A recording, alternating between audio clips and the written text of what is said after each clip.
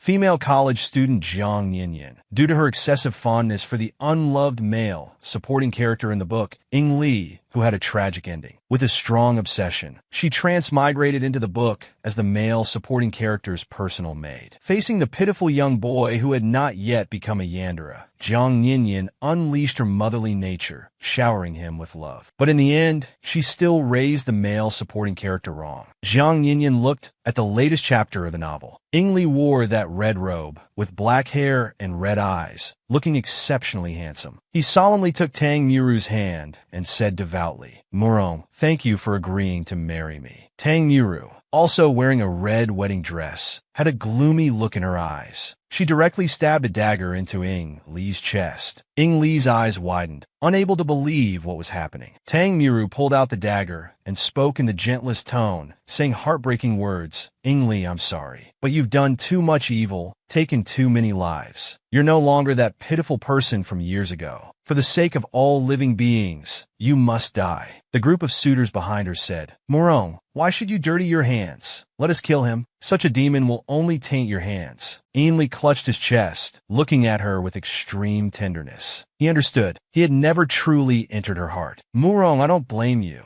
Jiang Yinyan, reading to this point, was absolutely furious. In this novel she was reading, Ing Li's life was a series of endless tragedies. What kind of terrible plot did the author write? 7 men fighting over 1 woman. Why did they have to drag my innocent Ing Li into it? Who wouldn't say the author is heartless after reading this? She immediately started typing away in the comment section. Ing Li is as elegant as orchids and jade trees, gentle and kind. He started cultivating at 3, built his foundation at 5. Anyone who saw him would praise him as a genius. He was clearly heaven's chosen one. Yet due to some unfounded karmic calamity, he fell from grace, was despised by others, and even killed by the person he loved. He had all the makings of a main character, but ended up with a cannon fodder's fate. Where is the justice in this? In short, Ing Li is the best. In my heart, he is the true main character. Just as she clicked send, thunder and lightning struck with a loud bang. System, congratulations, host. Felicitations, host. You have successfully activated the sickly male supporting character rescue system. When Jiang Yinyan woke up again, she asked where she was. The system said, "In 10 seconds, the host will transmigrate into the book. I rely on my beauty to dominate the cultivation world."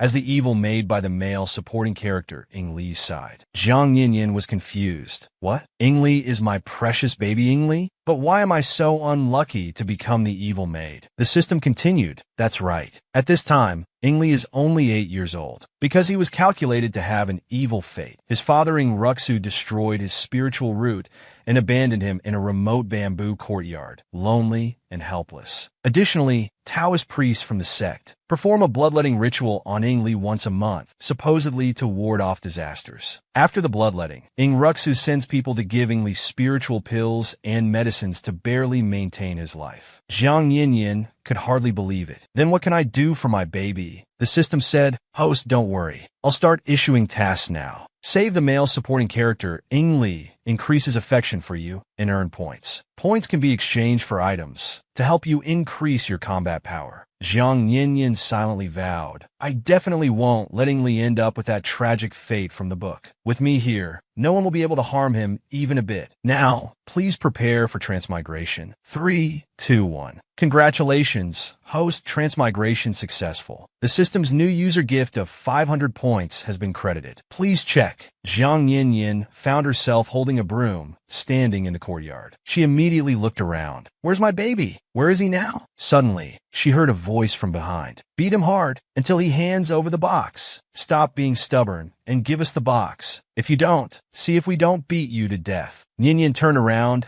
and saw her baby being beaten by a group of people. She angrily rushed over. "Stop it right now." She pushed him away directly. "What are you doing?" Like a mother hen protecting her chick, she stood in front of him, bullying the weak with numbers. "Is this how you righteous cultivators behave? Tisk meddling in others' affairs. He's just a useless person without a spirit root. He doesn't deserve these fine spiritual pills. It'd be wasted on him anyway. they said disdainfully. We've got what we came for anyway. Let's go. Ninian looked at the group. Those were the life-saving pills for her baby. She couldn't let them take them away. She shouted angrily, "Stop! Give that back to him!" She threw out a lightning talisman, her heart bleeding. The items in the system were so expensive. 1 lightning talisman and 25 blank talisman papers used up all her points. The group was blasted apart by the lightning talisman. Shifan was shocked. This woman actually had a lightning talisman. Only those at the transformation stage could draw these. Nian used the talisman papers to intimidate them, saying, "If you're smart, leave the things and scram. Otherwise, these dozens of lightning talismans will ensure you don't leave alive." Frightened, they dropped the box and fled in panic. She only had enough points for 1 lightning talisman. Luckily, she bluffed them with blank papers. Good thing they didn't persist, or she'd have been in trouble. She picked up the box from the ground. Wanting to help Ingli up, she said, "Young master, let me take you to treat your injuries." Ingli swatted away Nian's hand. "You didn't treat me like this before. Why pretend to be kind now?" He snatched the box and shakily stood up. His legs gave way and he fell, scattering the pills from the box all over the ground. Nian was startled. "Young master, are you all right?" Ingli looked at the pills on the ground and started stuffing them into his mouth. Seeing this, Nian grabbed his hand and said gently, "Young master, be good and spit them out, okay? They're dirty now. We shouldn't eat them." Ingli pulled his hand away and said, "You don't understand." Nian felt heartbroken seeing Ingli like this. How could she not understand? He was once a brilliant cultivation prodigy, but overnight he became a pariah, condemned by all. With his spirit root destroyed, his foundation was damaged, leaving him with only a sickly body, imprisoned in this dilapidated bamboo courtyard. She wanted to hug this poor child, but Ingli dodged her. "Don't come near me. I don't need your fake kindness. Don't be nice to me from the start. I don't need it. What kind of child is this? Such a bad temper. Really unlikable." Nian spoke as she picked him up, but then froze. He was too light, unnaturally light. Ingli was stunned, then started struggling violently. "How dare you? I told you not to touch me. Get lost." Nian said irritably, "I won't. If you don't behave, I'll spank you." As she said this, she lightly patted him. Ingli looked up at her, his eyes complex. Did spanking anger the child? Suddenly, a system prompt appeared. Target's favorability, -1. Favorability, -45. -46. Nian was thunderstruck. How could the favorability be negative? And it kept decreasing. How could she gain Ingli's favor? Just because the female lead was dissatisfied with how the author wrote her beloved Ingli too tragically, she was bound by the system and transmigrated into the book, becoming the male lead's evil maid. As soon as she arrived, she saw Ingli being bullied. Through a mix of intimidation and bluffing, she scared away those bullying Ingli. Because in the original story, she was the evil maid, Ingli was very wary of Nian. Nian looked at Ingli. "My baby's favorability towards me is so negative. I need to find a way to improve it. I can't let him be so guarded against me." She felt like crying. It was the original character who mistreated the baby. Why did she have to bear this burden? She spoke up. "Young master, let me help clean you up first, then apply medicine to your wounds. This way you'll heal faster." Ingli's voice was a bit hoarse. "If it's out of pity, there's no need." Nian sat down, took Ingli's hand, and started wiping it, her eyes full of concern. "It's not pity. I just feel it's unfair to young master. Our young master is so cute. Why does he have to suffer so much? Heaven is too unfair. But don't be afraid, young master. I'll be good to you." Nian was smiling, but her eyes were already moist. Ingli looked at her expression and said confusedly, "You weren't like this before." I was indeed too much before. But from now on, I'll always be by young master's side, taking good care of you. What do you want from me?" Ingli's tightly clenched fists revealed his current unease. "Being so nice to me. What do you want to take from me? I have nothing left." Nian gently wiped Ingli's face. "I want young master to be happy every day. Does that count?" She then pinched his cheek, which had little flesh. "Come on, young master. Smile." Ingli swatted her hand away. How impertinent! But his face was already red. Nian finished bandaging his wounds. She even tied a pretty bow. Then she said, "Young master, I'll go out to tidy up a bit. I'll be back soon." Ah, it seems the baby is still very wary of me. Suddenly, the system cheerfully announced, "Congratulations, host. Target's favorability plus 10. 100 points. Current favorability minus 36. The favorability had increased so much. Ninian chuckled secretly, looking at Ing Li's red ears. He's really just a baby. Ninian returned to her room to pack. The baby is covered in wounds. It's inconvenient for him to do anything alone. For this period, I'll move in to live with him. This way I can take care of him better." At this moment, a flamboyantly dressed woman appeared at the door. "Zhang Ninian, where are you going in the middle of the night? Packing your things?" Ninian was confused. "Who are you?" "Zhang Ninian, why are you playing dumb?" "I'm Lu Yueme."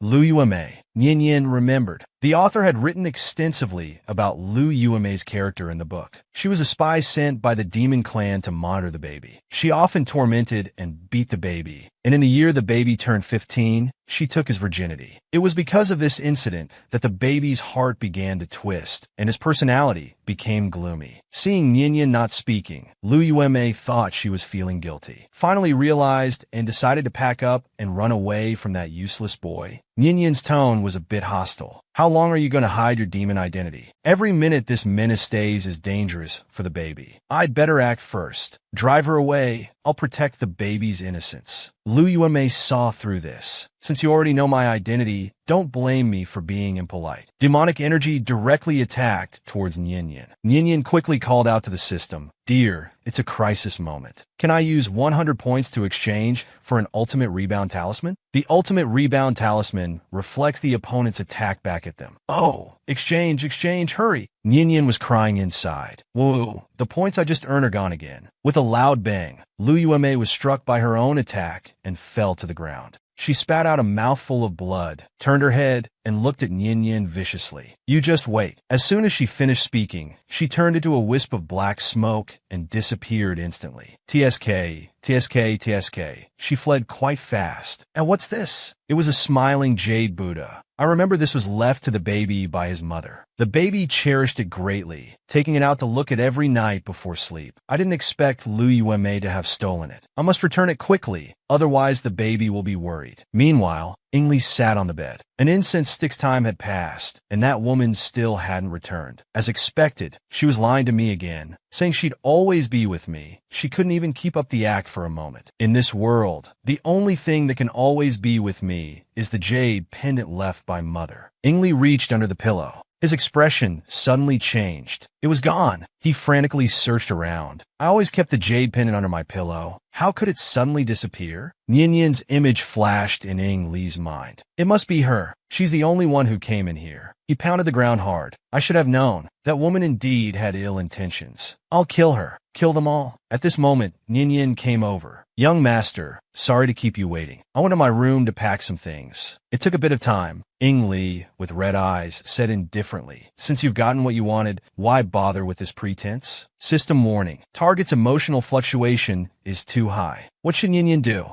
The female lead, dissatisfied with the author for writing her Ing Li so miserably, transmigrated into the story and became the male lead's evil maid. It was clearly the original character's fault, yet the female lead had to bear it. She wanted to be extra good to him from now on, so Ing Li would no longer be wary of her. Ing Li's jade pendant was stolen by the demon clan. The female lead wanted to return it quickly. As soon as she entered the room, the system warned that the target's emotions were fluctuating greatly. Ninian was confused. Is the baby angry? But he was fine when I left earlier. Then she remembered, "Oh right, young master. Lu Yueme stole your jade Buddha. I helped you get it back and drove her away." She said with some concern, "Young master, are you upset that I acted on my own?" Ing Li was stunned. He looked at the recovered smiling jade Buddha in his hand, feeling a mix of emotions. He had misunderstood her. He looked at Ninian with a complex gaze. He had always known that the maid stole things from his room, but he always pretended not to see. Because he knew that with his spiritual roots destroyed, he couldn't even beat a sweeping monk in the sect. Similarly, he also knew that in this vast sect, no one would stand up for him. But now, this woman had cheerfully helped him seek justice. At this moment, the system prompted, favorability plus 30, points plus 300. Current favorability, minus 6. Total points, 300. Ninian looked at Li. It seems everything is fine now, right? Ninian suggested, young master, you're injured. It's not convenient for you to live alone. I've already packed my things and brought them over. Let's sleep together tonight. Li looked at her expressionlessly. What do you think? 10 minutes later, Li looked at Ninian sleeping soundly beside him, feeling utterly helpless. He must have been out of his mind earlier to agree to let her sleep with him under her expectant gaze. The simple bamboo hut could hardly keep out the cold. The bamboo door creaked in the wind. It was so cold that even his wounds started to hurt. He started coughing uncomfortably. Ninian heard the sound. Young master, can't sleep? Li didn't like such intimate touching. He said directly, it's nothing. Just sleep. Ninian heard the baby's voice was so hoarse. Could he have caught a cold? She reached out to touch Li's forehead. So hot. She suddenly sat up. System, are you there? The baby is sick. Do you have any medicine for the cold?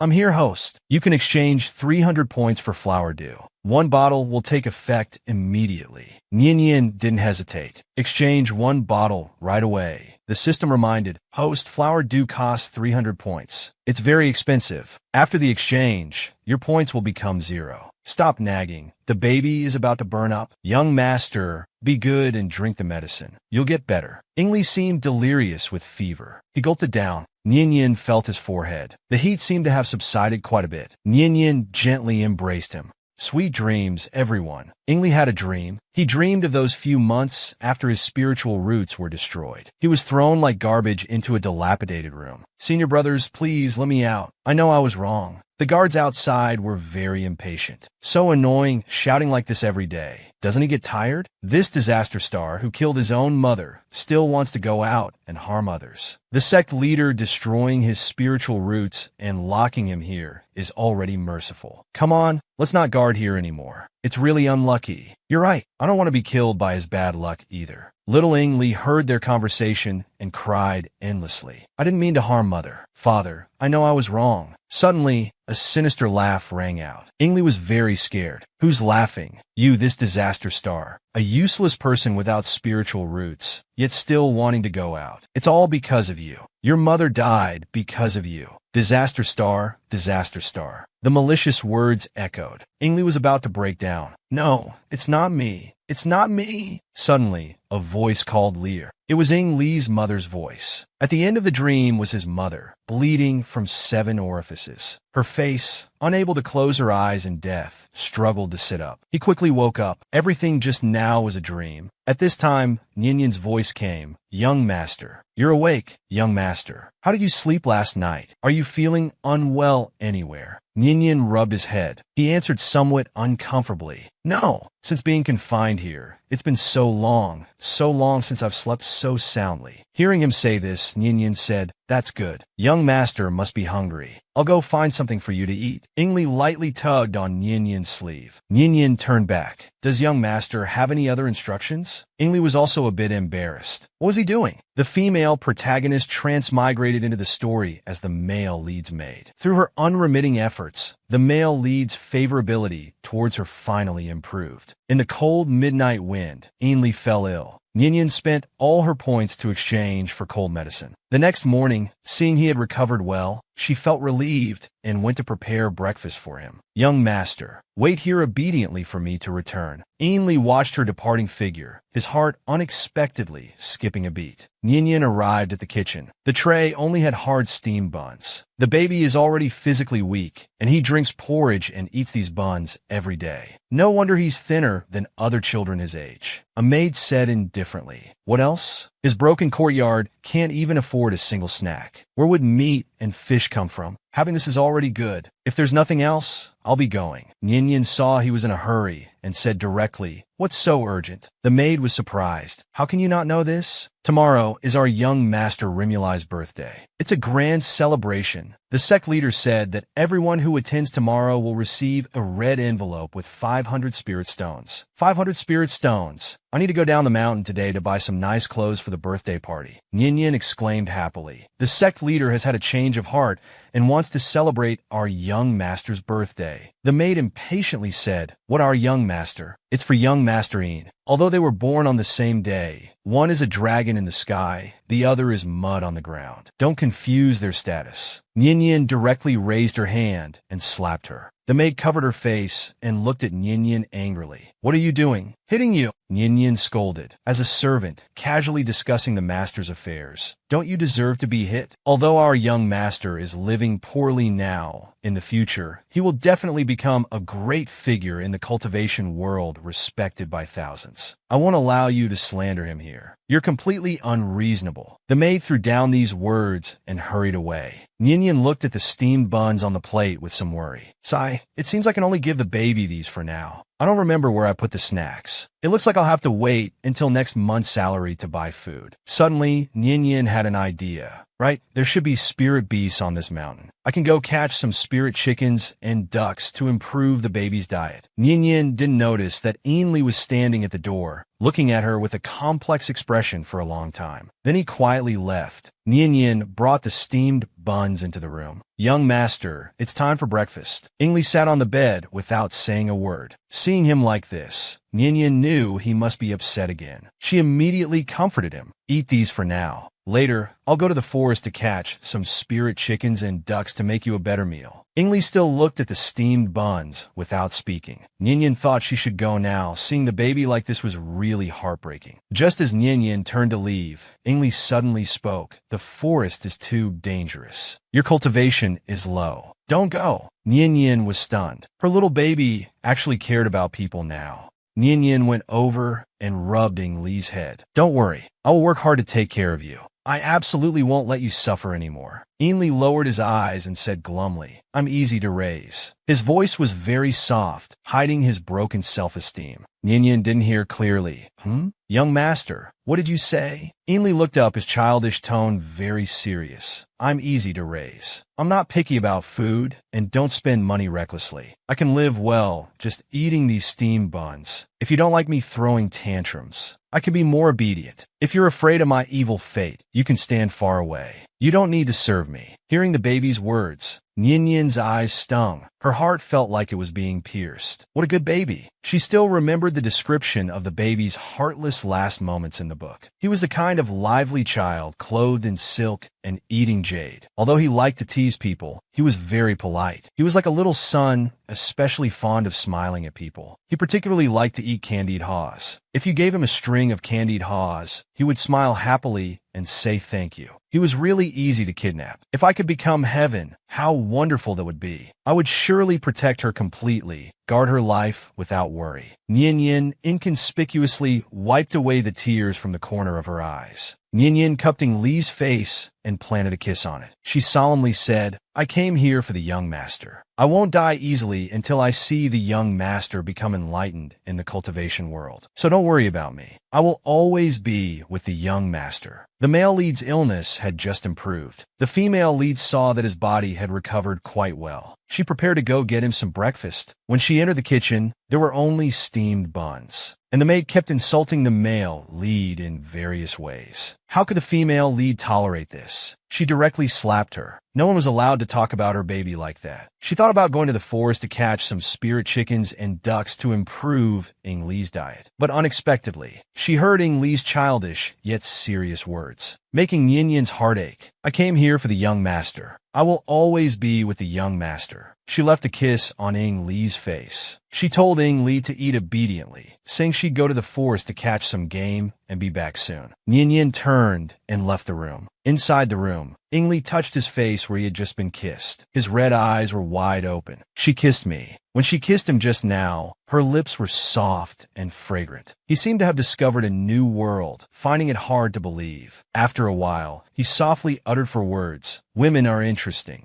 Nyan walked up the mountain, sweating profusely. She had been walking for half a day and hadn't seen a single spirit beast. Suddenly, she heard the system's prompt, "Congratulations, host. Target's affection increased by 36. 3,060 points added. Current affection, 30. Total points, 3,060. The affection increased so much, but what about these points?" The system explained, "Dear, when affection is positive, for every point of affection increase, the points gained are 10 times the negative number." New feature unlocked. Hosts can use points to increase cultivation or Enhance charm. Spend 3,000 points to advance to the Golden Core stage, or exchange for an equivalent in physical advantages like a perky butt or large breasts. Nian Yin was silent for a moment, then asked, "Can I exchange for medicine to rebuild spiritual roots? If I could help the baby rebuild his spiritual roots, his life should be much better in the future, right?" However, the system replied, "Sorry, this item is not available in the store." Nian Yin sighed. "All right, then I'll use the points to increase my cultivation. For now,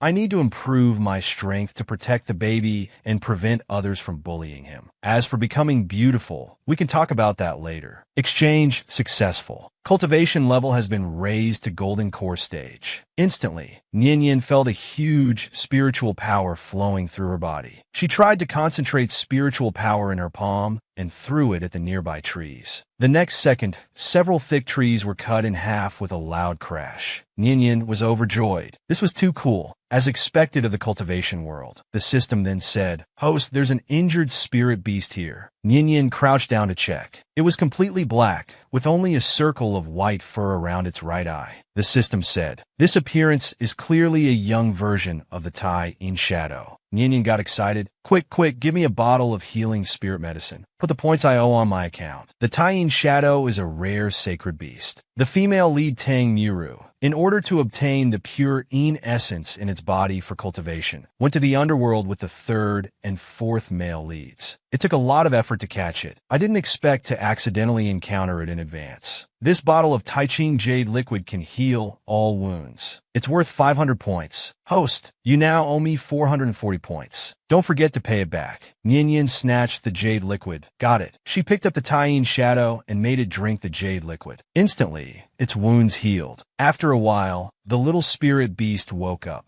It started acting coquettishly towards Nian Yin, quite clingy. Seems like those 500 points weren't wasted. Nian Yin lifted the little spirit beast and asked, "Would you like to follow me from now on?" The little spirit beast let out a series of excited howls. "You're barking so happily, I'll take that as a yes. You're all black, so I'll call you Meichi Kohlball." Nian Yin noticed it was getting late. She had to hurry back. The spirit beast baby at home must be hungry. Meanwhile, Ying Li, who had just recovered, was sitting on the steps in front of the house, coughing occasionally. Hearing a sound approaching, he immediately looked up. He saw Nian Yin with a black ball standing on her shoulder and a pink piglet in each hand. When Meichi saw Ying Li, its black eyes lit up with excitement. It pounced directly towards Ying Li. Seeing this, Nian Yin tried to pull the little spirit beast off Ying Li. "Meichi, what are you doing? Don't hurt the young master." "I see. Do as you wish." The human and beast seemed to communicate without barriers. Hearing this, Meichi began to greedily absorb the invisible Yin energy. I'm Fine. Its true identity is the Tai Yin shadow, born in the underworld. It survives by absorbing Yin energy. I have a vicious constitution with abundant Yin energy. It's fine to let it absorb. Nian Yin was very concerned. Will it harm the young master's body? Hearing Ying Li say it wouldn't, Nian Yin let out a big sigh of relief. That's good. Ying Li shyly reached out to pull Nian Yin. I've been waiting for you for so long. I'm a bit hungry. He felt somewhat uncomfortable. Nian Yin looked at Ying Li's current state and felt very pleased. The baby has made progress. He even knows to ask for food now. Next episode preview. Pinky promised with the baby, promising to never leave him again. The male lead has just recovered from his illness. The female lead plans to catch some game to improve the male lead's diet. She unexpectedly encountered the Tai in shadow. It was a pleasant surprise. The little spirit beast saw the male lead as if seeing a feast. The female lead was worried it might harm him. Hearing it wouldn't, she felt relieved. Moreover, the male lead even actively asked for food. Nian Yin roasted the piglet she caught in the forest. The pig skin was roasted to a tempting reddish color. Ying Li sat on the stone bench holding Meichi, staring at Nian Yin as she busied herself. At this moment, Ying Li asked, "What's your name?" Nian Yin was stunned. The baby is asking my name. Has he finally let his guard down with me? She smiled and said to Ying Li, "My name is Jiang Yin. Young master can just call me Nian Yin." Nian Yin, Ying Li mumbled softly. His eyes stole glances at Nian Yin. She's not the most beautiful person I've seen, but that smile she just gave me was really nice. The system popped up at this moment, prompting, Target's favorability plus 10. 1,000 points. Host, the Taiching Jade liquid you bought on credit this morning has been automatically deducted from your points. Current favorability, 40. Total points, 560. I'm so stingy. System, go ahead and deduct it. Placing the roasted pork on the stone table. Young master, I specially picked the best parts of the meat. The texture is tender and easy to eat. Please eat. Ingli looked at the meat on the plate, his heart surging. Since I came here, I haven't eaten meat again. Even if there was some meat, it would quickly be stolen by those maids in private. He's so good to me, letting me taste sweetness, making me yearn for the human world again. But if one day he also leaves me, what should I do then? Ninian looked at the dazed Ingli. Young master, why aren't you eating? Don't you like it? Ingli said hoarsely, it's not that I don't like it. Ninian, will you leave me one day too? He asked about his biggest worry. Ninian was stunned. Then she said, I will stay by young master's side forever. Unless young master doesn't want me anymore. Shall we pinky promise? Ingli looked at her outstretched hand. He said softly, childish, but he still reached out to hook his pinky with hers. Ninian smiled and said, pinky promise. It will never change for a lifetime. Now young master can rest assured, right? Eat quickly. The meat won't taste good when it's cold. I worked hard to make it. A thought flashed through Ninian's mind. Could it be that she should feed the young master? Ingli quickly grabbed the plate. No need, he said, and began to eat in big mouthfuls. Ninian smiled gently. Eat slowly, there's more. If it's not enough, I'll roast the other half too. A happy day passed. The next morning, when the sky was just turning white, laughter and merriment could be heard outside the bamboo courtyard. It was very lively. Hurry, hurry. Today is young master Ainsi's birthday. The Zhu Peak is so bustling. I heard that Useless One also has his birthday today, one person said. Why do you care about him? He hasn't celebrated his birthday since coming to this back mountain for 2 years. Walk faster. I still need to grab that 500 spirit stone red envelope. Oh, why are you in such a hurry? The sect leader said everyone who shows up gets a share. You won't miss out. The voices gradually faded away. Ninian sat up. This bamboo house really doesn't block any sound. When conditions are better in the future, I must renovate it. Looking at the baby still sleeping beside her, she thought, luckily, he wasn't woken up. He can sleep a bit longer. She tucked him in and got out of bed. After I finish my business at Air Zhu Peak and come back, I'll personally wish him a happy birthday.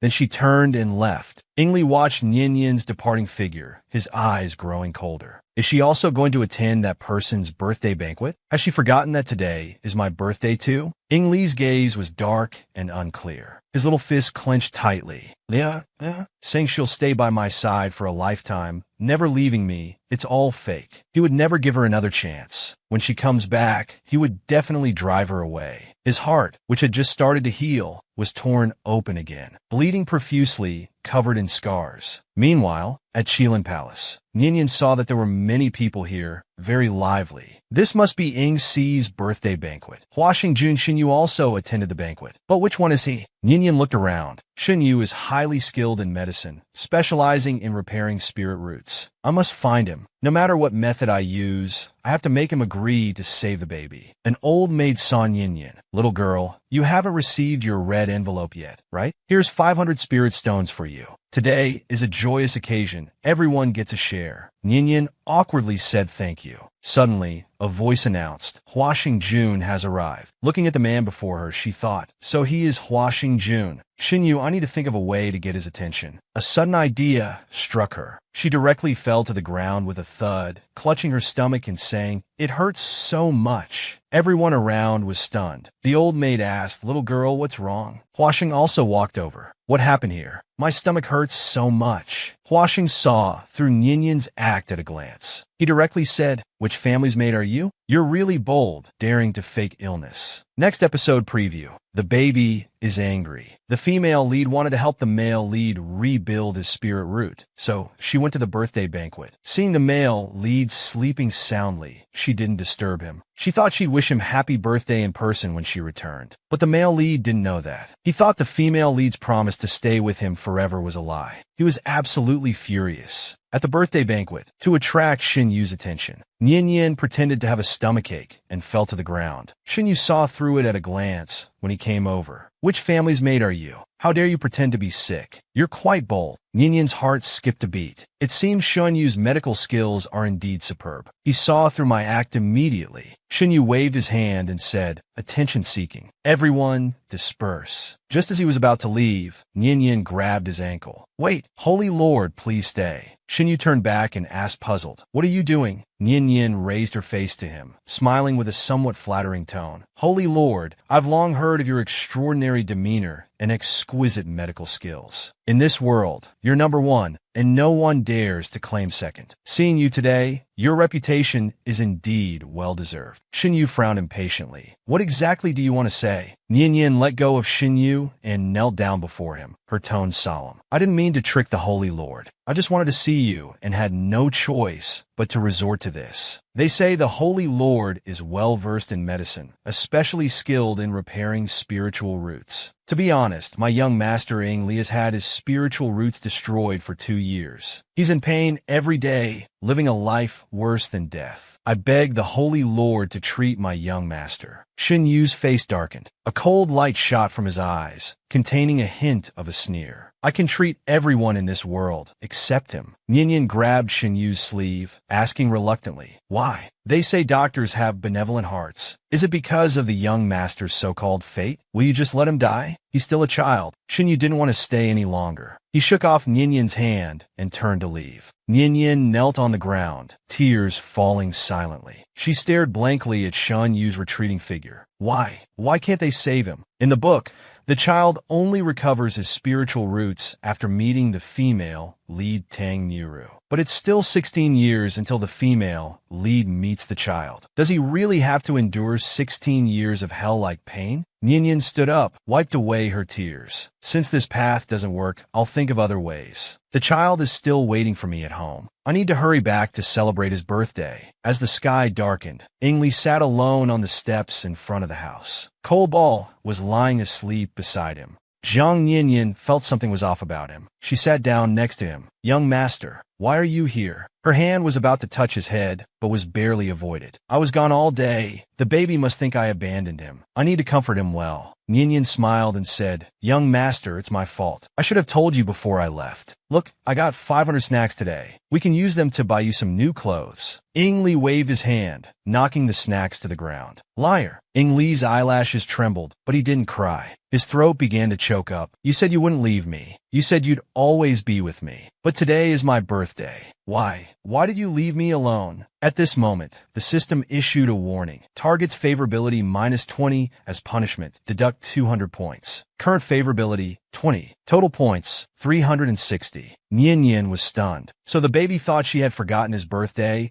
and went to attend someone else's birthday party, and that's why he's angry? Young master, it's not what you think. Li had already decided to drive her away. He had prepared hundreds of vicious words in his mind, but seeing the pained expression on her face, he suddenly felt he couldn't say anything. Nyenyen said, I went to Urju Peak today because I thought the floating flower Holy Lord would be there. I wanted to persuade him to help repair your spiritual roots. But Li suddenly interrupted her. You also despise me for being useless, looking down on me like everyone else. Yes, I have no spiritual roots. I'm good for nothing, living like a joke. He pushed Nyenyen away. I don't need you anymore. Go away, go away. He became more and more agitated as he spoke. His red eyes once again misted over, as if covered by a layer of gray. In response, he received a warm embrace. Nyenyen held Li tightly in her arms. Let go of me. Young master, please listen to me finish. Zhang Nyenyen sighed. She had gone to great lengths to make him feel better,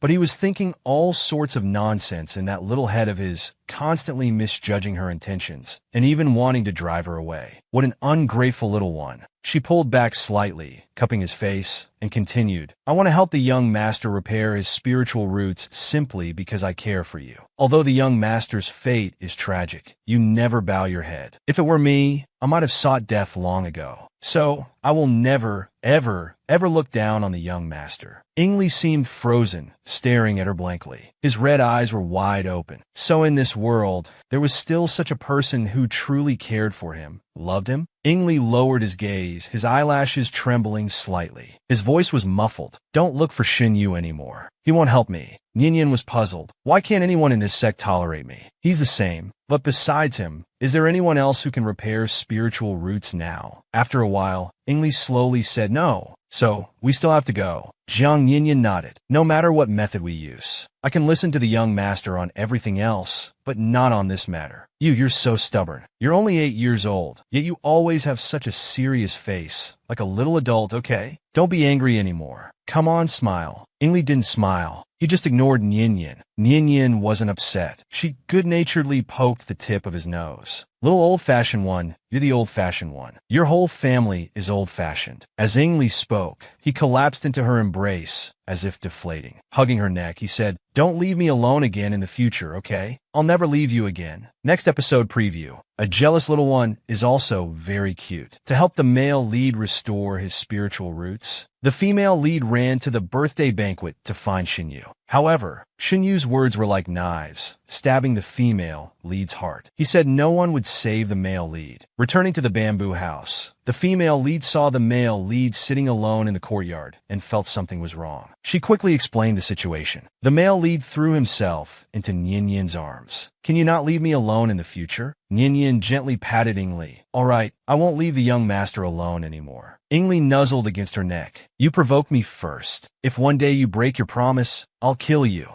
Jiang Ninian tapped his head, pretending to be fierce. "You're just a child. How can you talk about killing so casually?" A firework suddenly burst, scattering into a sky full of colorful lights. Then, one after another, fireworks exploded in the sky, one after another. It should be the celebration at the end of the birthday banquet. "Happy birthday, young master." Ninian rubbed Ingli's head. "I've heard that if you make a wish on your birthday, the gods will make it come true. Does the young master have any wishes?" Ingli didn't respond. After a long while, he finally spoke. "Ninian, you must always stay with me." Ninian smiled and replied, "Okay." But he stared at her intently, his expression clearly showing disbelief. Ninian raised her hand and swore to the heavens. "Don't worry, young master. Since I've come to your side, I won't leave again." Ingli mumbled a response and threw himself into Ninian's arms. The system's prompt sounded. Favorability increased by 35, points increased by 3,500. Current favorability, 55. Total points, 3,860. Ninian was very happy. These past few days, Zai Zai had been expressing his emotions much more. Unlike before when he always kept everything bottled up inside. If this continues, perhaps we can prevent him from becoming that blood-stained, deep-thinking villain. Gurgle gurgle, his stomach growled inopportunely. Ingli's face turned red. He buried his face in Jiang Ninian's embrace, unwilling to come out. Then he accused first like a villain, "It's all your fault for coming back so late. You made me skip a proper meal." Jiang Ninian was roaring inside. He's flustered. His embarrassed and angry look is so cute. But on the surface, she gently said, yes.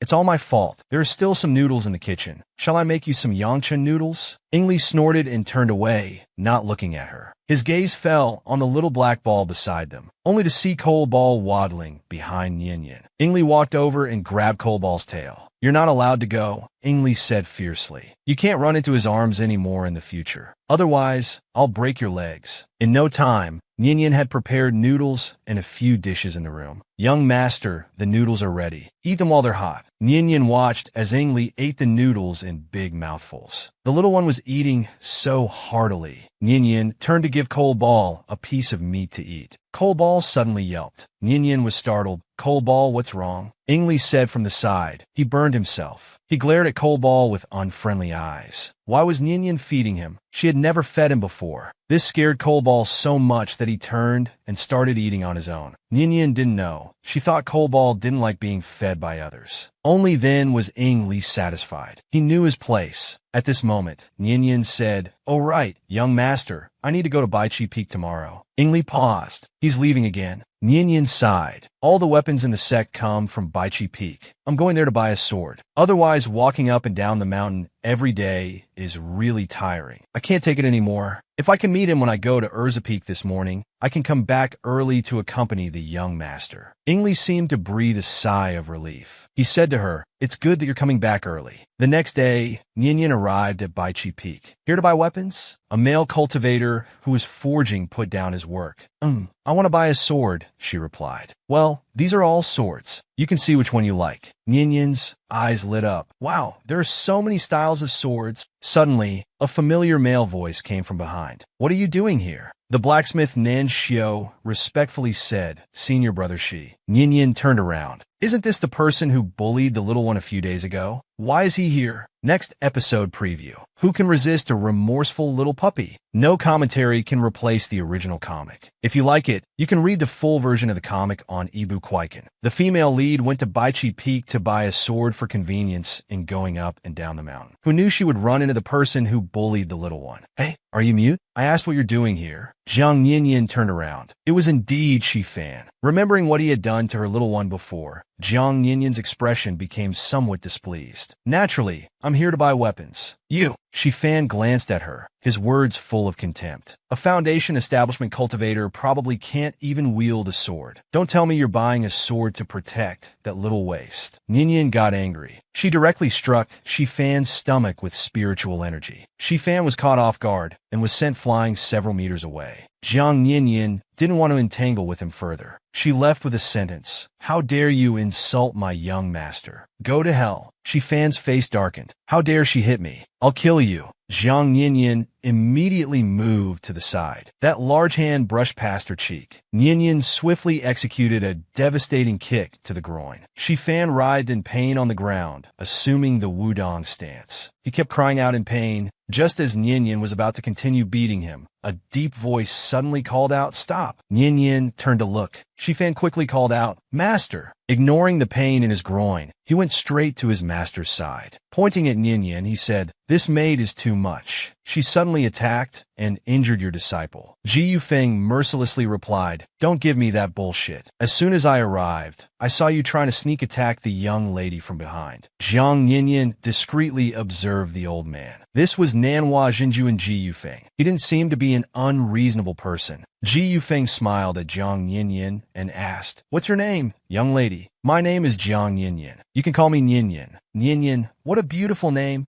Unlike my newborn son, I still haven't figured out what name to give him. It's making my hair turn white with worry. Ninian suddenly remembered the rumors that Nanhua Jinjuan had a rough personality, wasn't very cultured, liked to study weapons, and was on good terms with Xinyu due to his straightforward nature. If she could use his help, there might be hope for the baby. Jiang Ninian tentatively said, "Jinjuan, how about I try to name your son?" "Why don't I try to name your son for you, Jinjuan?" Shi Fan interjected. "How could an uncultured maid like you come up with a good name?" "Master, don't be fooled by her." Ji Yufeng immediately shouted, "Go back. Stop your nonsense. Go copy the disciple's sutra 10 times. He quickly turned to Ninian and said, "Go ahead, young lady. Don't listen to my unruly disciple's nonsense." Ninian pondered for a moment, then slowly said, "How about Ji Ming Song? It's taken from Ming Fei Song Jiang Lu, meaning independent-minded, intelligent, bright future, and destined for greatness." Good. That's the name then. Ji Ming Song. Not bad at all. How come I couldn't think of that? Thank you, young lady. You've done me a great favor. From now on, I've got your back. If anyone in this Rimu village dares to bully you, they're not giving me face. Ninian hesitantly said, "Actually, there is something I'd like to ask for your help with, Jinjuan." "Tell me about it." "A few days ago, I asked Fuhua Jinjuan for help, but he refused. I was wondering how I could get him to change his mind." Ji Feng thought for a moment. Xinyu only cares about healing people and tending to his flowers and plants. But those rare medicinal herbs are difficult to grow. Many die in his Medicine King Valley every year. If you can help him solve this problem, I think I'll help you.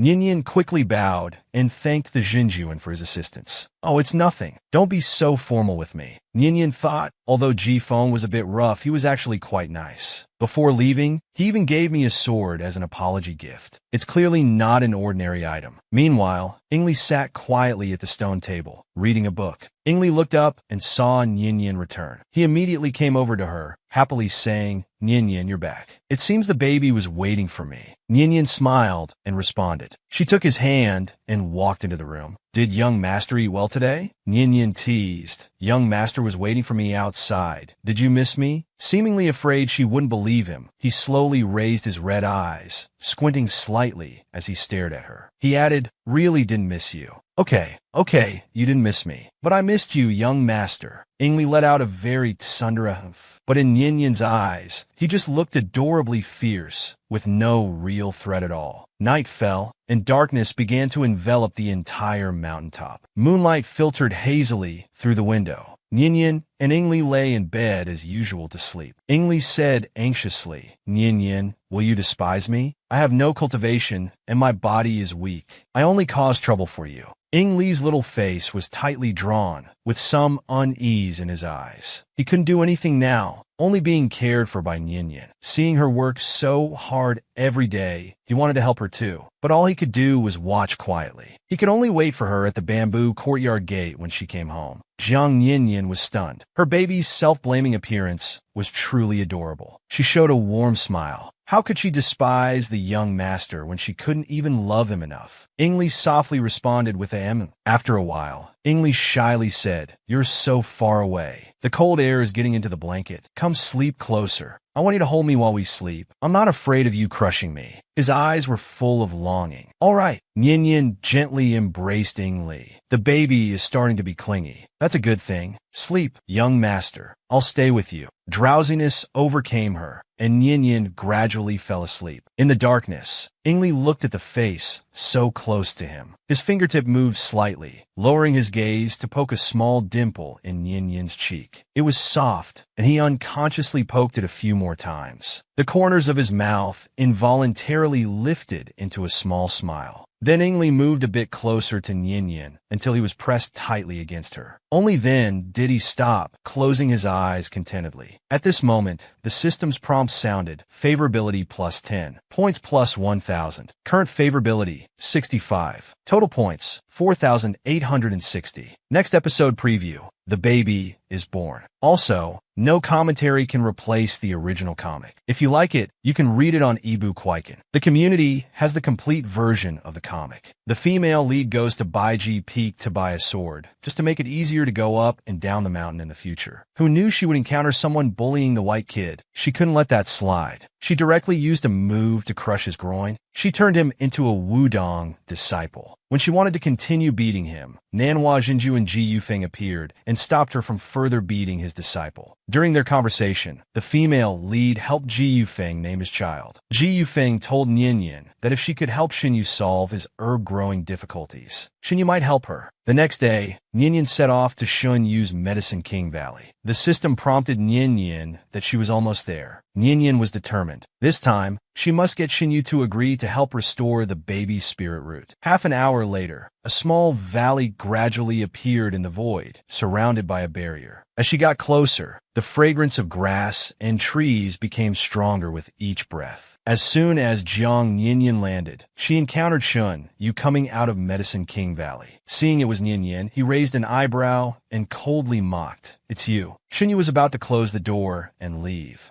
Nyan anxiously said, I heard that Medicine King Valley loses some precious herbs every year. I have a way to change this situation. Xinyu glanced at her sideways. No gain without pain. What do you want? It's still the same matter as before. I want to ask you to treat my young master's spirit root. Xinyu directly refused. I won't help you. Please leave. At this moment, someone rushed out of Medicine King Valley in a panic, saying, It's terrible. It's terrible. Holy Lord. The purple spirit essence flower in Medicine King Valley is dying. TSK. It's like this again. Nyan patted her chest and said, Holy Lord, I can save it. Let me try. Xinyu turned to look at Nyan. You really can save it? Of course I can. At this point, even if I couldn't, I'd have to say I could. Then come with me. If you can save this purple spirit essence flower, I'll agree to your request. Xinyu led Nyan to the purple spirit essence flower. Go ahead and save it. Nyan was a bit dumbfounded. Looking at it, it was almost completely withered. How could she save it now? can you save it or not? Xinyu asked impatiently. Of course I can. Jiang Yinyan felt a bit nervous, but for the sake of her baby, she had to push through. System, come out and help quickly. We've detected that the host has a single wood spirit root. Activating the spirit root only costs 1,800 points. There's a chance to save this plant. Even if it's a small chance, we have to try. As soon as the words were spoken, Jiang Yinyan's face instantly turned pale. The spiritual energy between heaven and earth suddenly poured into his body, tempering his muscles and bones. It felt like countless steel needles coated with cartilage-dissolving powder were piercing into his body. It really hurts. What's wrong with you? Xinyu hurriedly supported him. He grabbed his wrist. He has a top-grade with spirit root. It actually awakened. After recovering, Ninian thanked Xinyu. I was just feeling a bit weak earlier. I'm fine now. Ninian sensed everything around him. All the spirit herbs in the valley seemed to come to life. He could hear the chattering of flowers and plants. Suddenly, a faint voice reached Jiang Yinyan's ears. It hurts so much, someone please save me. My body is full of impurities. If this continues, I'll die. So that's how it is. Jiang Yinyan reached out his hand instinctively. He used his inner force to purify bit by bit. Soon, some gray residue seeped out from the flower's surface. Its color changed from black to purple, looking full of vitality. Xinyu looked at Nian in disbelief. He had to admit, this woman's talent in wood-based magic far exceeded his understanding. After finishing, Ninian turned to Xinyu and said, Holy Lord, I've revived the purple lingsu flower. Now, about treating my young master's spirit root. Although Xinyu was 100 times unwilling, words spoken were like water spilled. They couldn't be taken back. He always valued his promises. Since I've promised you, I will keep my word. But remember, you must not tell anyone about helping Ili repair his spirit root. Ninian quickly swore, Holy Lord, you can be 100% assured. My lips are sealed tight. Now please come with me. Xinyu snorted coldly and nodded, which was taken as agreement. Holy Lord, let me tell you, the sect members are just prejudiced against my young master. Actually, my young master is very good. He never wastes food, doesn't lose his temper, and even though he's constantly tormented by illness, he never complains. He bears it all silently by himself. He's also kind to others. Wait, Holy Lord, there's a leaf on your head. You must have accidentally picked it up in the valley earlier. Ninian couldn't help but smile. Let me take it off for you. As he said this, he moved closer and reached towards Xinyu's hair. Xinyu's pupils contracted slightly, his eyes reflecting the woman's beautiful face. What are you doing? A young, sickly voice rang out, filled with rage. Little Ingli looked at Ninian's hand on Xinyu's head. His face was extremely unpleasant. He felt the scene before him was unbearably offensive. An uncontrollable anger rose from his heart. Ninian looked up, his gaze meeting the anger on Ing Li's face. He was slightly stunned, then instinctively withdrew his hand. Strange, why did he feel an inexplicable sense of guilt? He hadn't done anything wrong.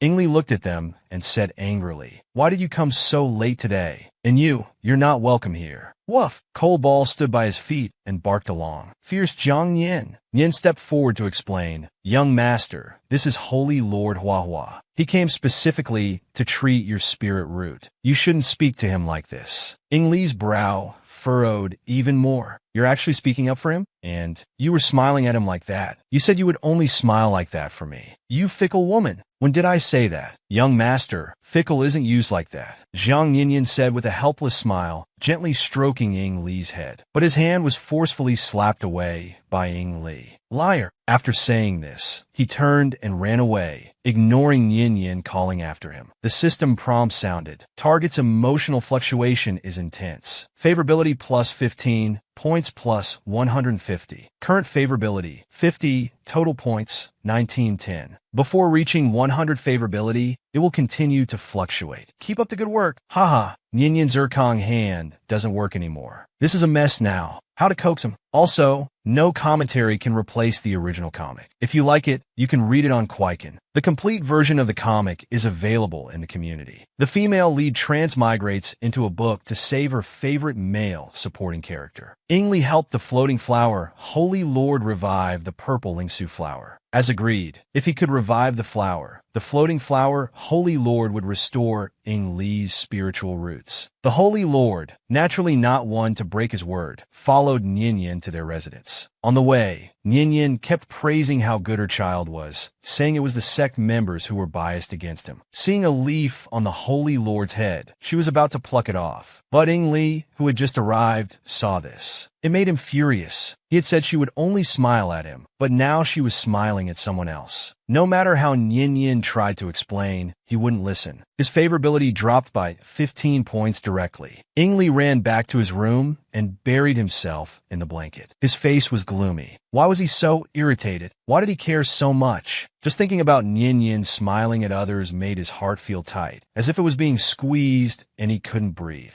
He tossed and turned in bed, so angry he could almost breathe fire. It was all Ninyin's fault, flirting with others, being unfaithful. With a creak, the bamboo door was opened from outside. Nyin called out, "Young master." Li closed his eyes, turning his back to the door. He didn't want to deal with Nyin. Nyin gently called, "Young master." Seeing no response, she gave a light slap to his upturned little bottom. Li threw off the blanket, glaring angrily at Jiang Nyin. But looking at her gentle and smiling face, he couldn't bring himself to say anything harsh. Nyin gently stroked Li's head. "Young master, why don't you let the floating flower Holy Lord check your spiritual roots?" I begged him for a long time before he agreed to come down the mountain. Li replied irritably, "Who asked you to beg?" Knowing Nyin was doing this for his own good, he grunted, "Do as you wish." Nyin said to Xinyu, "Holy Lord, I entrust him to you." Xinyu held Li's frail wrist. Spiritual energy slowly entered through his fingertips, exploring his body condition. After a long while, he let go. Jiang Nyin asked, "How is it, Holy Lord?" Xinyu shook his head. "The damage to the spiritual roots is too severe, and too much time has passed. It's not easy to recover." As soon as he finished speaking, Li lowered his head, his eyes showing defeat, his posture so low it was heartbreaking. Jiang Nyin became somewhat urgent. "Not easy to recover doesn't mean it's impossible to recover, right?" Xinyu glanced at her. "It depends on fate. We need 1,000-year-old ginseng for nourishment, and a cultivator at or above the nascent soul stage to use spiritual energy daily to repair his spiritual roots. Even then, I can't guarantee complete success." Unexpectedly, Jiang Nyin showed no signs of discouragement. "As long as there's a chance of recovery, let's give it a try." Xinyu coldly mocked. "Let's not even mention that the 1,000-year-old ginseng is not like ordinary herbs, but a living thing roaming in the mountains, hard to spot. Moreover, the daily consumption of spiritual energy is extremely damaging to the body. Not many people are willing to help." Li held Ninyin's wrist, head lowered, his voice very low. "Nyin, forget it. Don't worry, young master. There must be a way." Jiang Nyin comforted Li, pondering for a moment. She then said, "Holy Lord, just tell me what the ginseng looks like, and I'll go find it myself. As for the daily transfer of spiritual energy, I'll do it myself once I reach the nascent soul stage." Xinyu said, very puzzled, "Why go to such lengths?" Li's gaze towards Jiang Nyin was also extremely shocked. But Jiang Nyin smiled. That smile was like winter sunlight barely hidden by thin clouds, warm and radiant. "This cultivation is meant to protect the young master. If I can't even do this, what use is this cultivation?" Xinyu revealed a surprised expression. His gaze towards Jiang Nyin lost some of its contempt and gained something different. He never expected her to be such a brave and decisive woman. Then he sighed and said, "Fine, I'll tell you.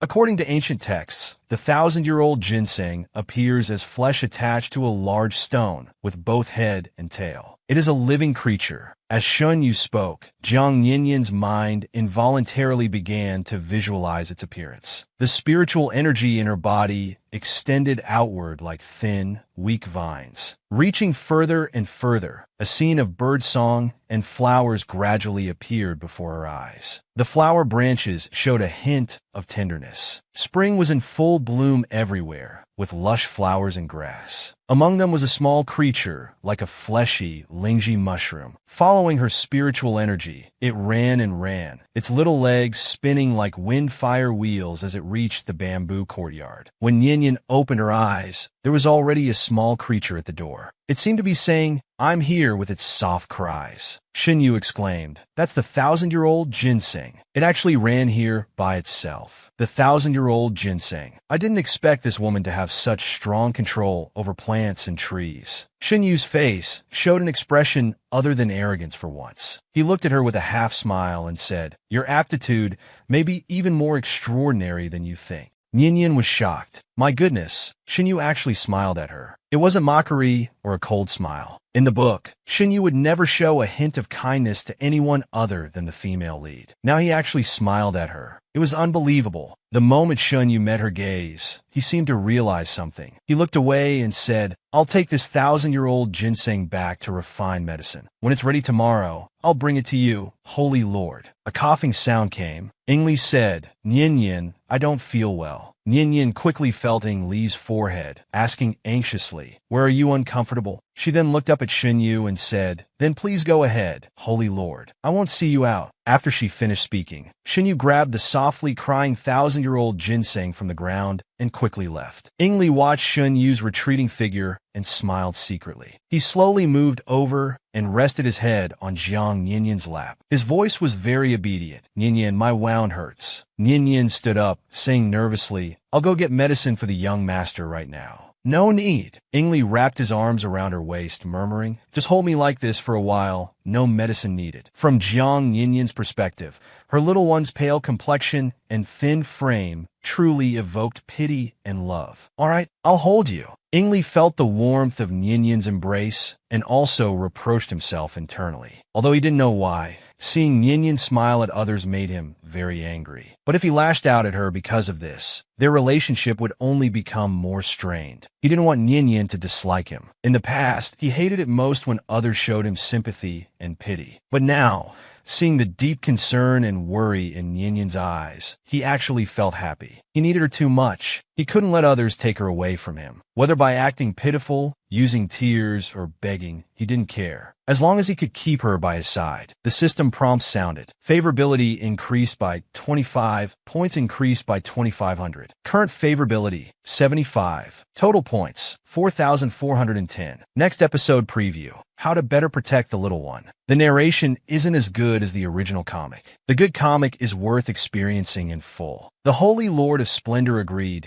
to help Ing Li restore his spiritual roots. After checking his pulse, he found that Ing Li's spiritual roots were too severely damaged. It wouldn't be easy to restore. He needed a 1,000-year-old ginseng and a cultivator at the nascent soul stage to use spiritual energy daily to restore his spiritual roots. The needed 1,000-year-old ginseng was summoned by Ninian. Only the cultivation level was lacking. At night, Ninian lay in bed, unable to sleep. During the day, Shinyu said they still needed a nascent soul stage cultivator to help restore the little one's spiritual roots. If she wanted to quickly reach that level in a short time, she would need to accumulate enough points. For the sake of points, sorry little one, Mom has to make a move on you. Young master, are you asleep? No, it's too cold. If you can't sleep, shall I hold you while you sleep? The little one's long eyelashes fluttered slightly. A soft squeezed out from his throat. Jiang Ninian reached out and held her in her arms. Is this better? Ing Li nuzzled his head in the crook of Ninian's neck. Ninian, you're so warm. Ing Li's clear eyes reflected her figure. He obediently said he wanted to cuddle with Ninian. This was vocabulary Ninian had taught him. Now coming from his mouth, it had a different kind of charm. That's too much, okay? Zai Zai, don't be like this. My heart can't take it. I'll be smothered to death. Jiang Ninian sighed. Her Zai was too innocent. She stroked his face and said, Young master, boys need to protect themselves when they're outside. Understand? Ing Li nodded.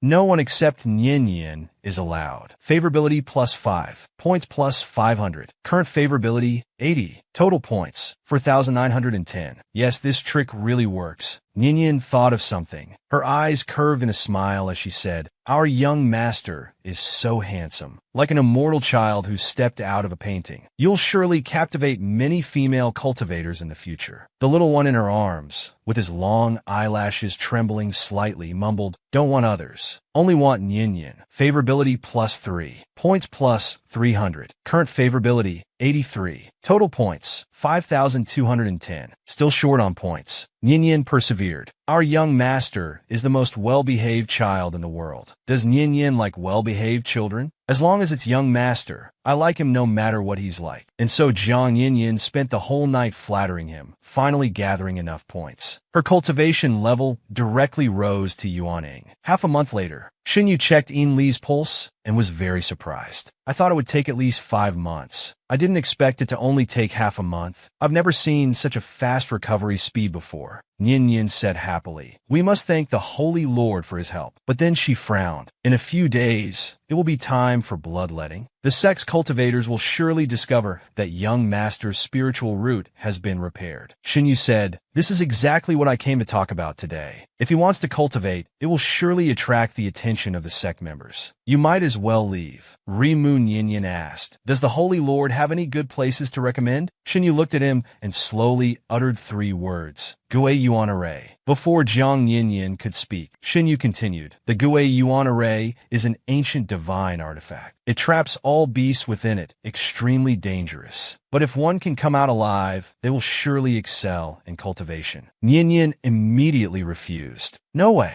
This would put young master in a dangerous situation. Yinyin, I want to go. She rubbed Yin Li's head. No, young master, this is too dangerous. But Yin Li said stubbornly, Yinyin, I don't want to be useless for my whole life. Young master, Jiang Yinyin was silent for a long time before sighing and compromising. She turned and asked, but if we leave, the sect members will surely know. Xinyu's gaze was solemn. If he died, naturally no one would know. You mean for young master to fake his death? That's right, Jiang Yinyin asked. Why is the Holy Lord helping us like this? The spiritual root that was just healed would be wasted. Wouldn't that mean I work for nothing? Moreover, there are countless rare herbs in that Gui Yuan array. When you leave, take this scroll with you. If you encounter any herbs listed here, collect them and bring them back to me. How about it? Yinyin promised. If we can get out, we will certainly bring them to the Holy Lord. The next day, a heart-wrenching cry echoed throughout the back mountain. Young master, you're still so young. How could you leave? How could you be so cruel, leaving me all alone in this world? An elder burying the young? Young master Yin Li, supposedly dead from illness, lay in the coffin waiting for the funeral. Jiang Yinyin knelt before the coffin, crying her heart out. Yin Ruxu asked, Fu Hua, how is the Holy Lord's situation? Xinyu replied, the sect leader has already examined the body. He's indeed dead. Please accept my condolences. Yin Ruaxa looked at the pale face of the person inside the gate. With no joy or sorrow, he waved his hand and sighed. Each person has their own fate. He then turned to leave, saying, take him down the mountain and bury him. Yinyin watched Yin Ruaxa's retreating figure, gritting her teeth in anger. She remembered reading in the book that all disciples of Rimu, as long as they hadn't committed any major offenses, were buried in the ancestral blue bird cage. People say parents' love is boundless, yet this sect leader was so heartless. He'd rather send his own son to be buried down the mountain than let him rest in peace in the blue bird tomb. How much did he dislike him? With a sense of professional dedication to her role, Yinyin knelt on the ground and cried heartbreakingly. Young master, take me with you. I don't want to live anymore. This outburst startled Xinyu. He then said, they've already left. Yinyin recovered in 1 second, her face instantly changing as she said, oh, nonchalantly. Yinyin quickly helped Yin Li up. Xinyu said, I gave you the map to Guiyuan town yesterday. Follow it and you'll arrive there soon. Picking up Yinyin, Yin Li said gently, thank you, Holy Lord. We will surely repay your kindness in the future. Farewell for now, until we meet again. Xinyu chuckled. Just make it out alive first. He thought,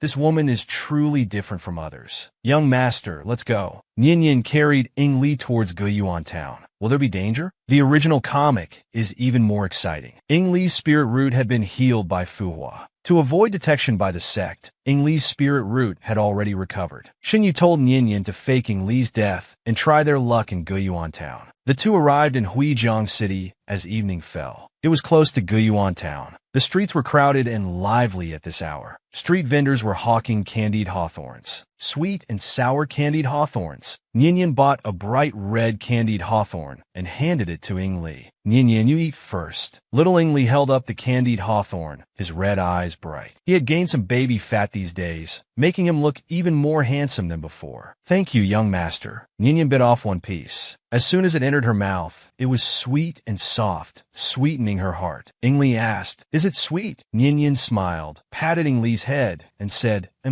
very sweet. Jiang Yinyan's shadow fell over Ying Li's lowered face. His eyelashes fluttered lightly as he spoke. Yinyan, can you not call me young master anymore in the future? Yinyan was puzzled. Then what should I call you? Ying Li lowered his gaze and moved away. Ying Li of Rimu has already died, hasn't he? I don't want to be Ying Li anymore. Yinyan, give me a name. Ying Li looked up, tears seeming to well in his eyes, looking very pitiful. How could Jiang Yinyan ignore him? Yinyan crouched down, touching Ying Li's face. After thinking for a moment, she said, then let's call you Buqi. How about Buqi? Because Buqi. Buqi widened his eyes. A smile tugged at the corners of his lips as he threw himself into Yinyan's arms. Let's use this name. He wants to be inseparable from Yinyan. You. Yinyan lightly poked him, her brows creasing in an indulgent smile. Buqi, it's getting late. Let's find an inn first. From this moment on, Yin Li was dead. In this world, only the name Yin Buqi was bestowed upon him. Wherever Jiang Yinyan was, that was his home. Favorability plus 10. Points plus 1,000. Current favorability, 99. Total points, 1,310. Yinyan carried Ying Li for a long time. The map clearly marked an inn nearby, but they couldn't find it even after searching for a while. Suddenly, cries for help came from around the street corner. What are you screaming for? Hurry up and hand over your money. Today, even if you scream your throat raw, no one will come to save you. He followed the sound. Isn't it a bit too much to bully someone like this with superior numbers? Where did that come from? Before he could finish his foolish words, everyone turned to look behind them. They were stunned when they saw who had arrived. It was a beautiful woman around 20 years old. She was holding a 7- or 8-year-old boy in her arms. The leader was drooling. Oh, where did this little beauty come from? That's too much. Brothers, we have even worse things in store. Do you want to see? Buqi looked at everyone. His eyes shot out waves of cold light, carrying a bone-chilling coldness. How could these filthy things defile his Yinyan? They truly deserve to die. The leader reached out to touch Yinyan's shoulder. Little beauty, let me take good care of you. Yinyan immediately used force, breaking the leader's hand with a crack. Since you can't control your own hand, let me help you disable it. This way, you won't use it to do bad things anymore. Just as he was about to curse at Yinyan's swoosh, a hawthorn seed cut his face. Yinyan angrily shouted, "Get lost now!" The underlings looked at each other. Finally, they reluctantly dragged their boss away. One of them looked back at Jiang Yinyan once more. After all, such a beautiful woman was rare to see. Zhao Anming, who had been beaten, stood up. I have fairy. There really are fairies in this world. Fairy, you saved this young master. I must offer myself to you in marriage. Buqi grabbed Zhao Anming's neck with one hand. Don't get close to him. Yinyan said helplessly. Buqi, let go first. Buqi reluctantly let go and put his arms around Jiang Yinyan's neck. Yinyan asked, what's your name? This young master is called Zhao Anming. My father is Zhao Shang. Our family is very rich. I swear, if you come with me, all our family's wealth will be yours. You're Zhao Anming? Jiang Yinyan interrupted in surprise. Zhao Anming, isn't he one of the original female Li Tang Muru's harem members? Zhao Anming scratched his head embarrassedly. The fairy knows me too. I'm quite famous, this young master. At this moment, the system suddenly popped up. Congratulations to the host. Congratulations on successfully triggering the hidden mission, Conquer the Female Leads 7 Men.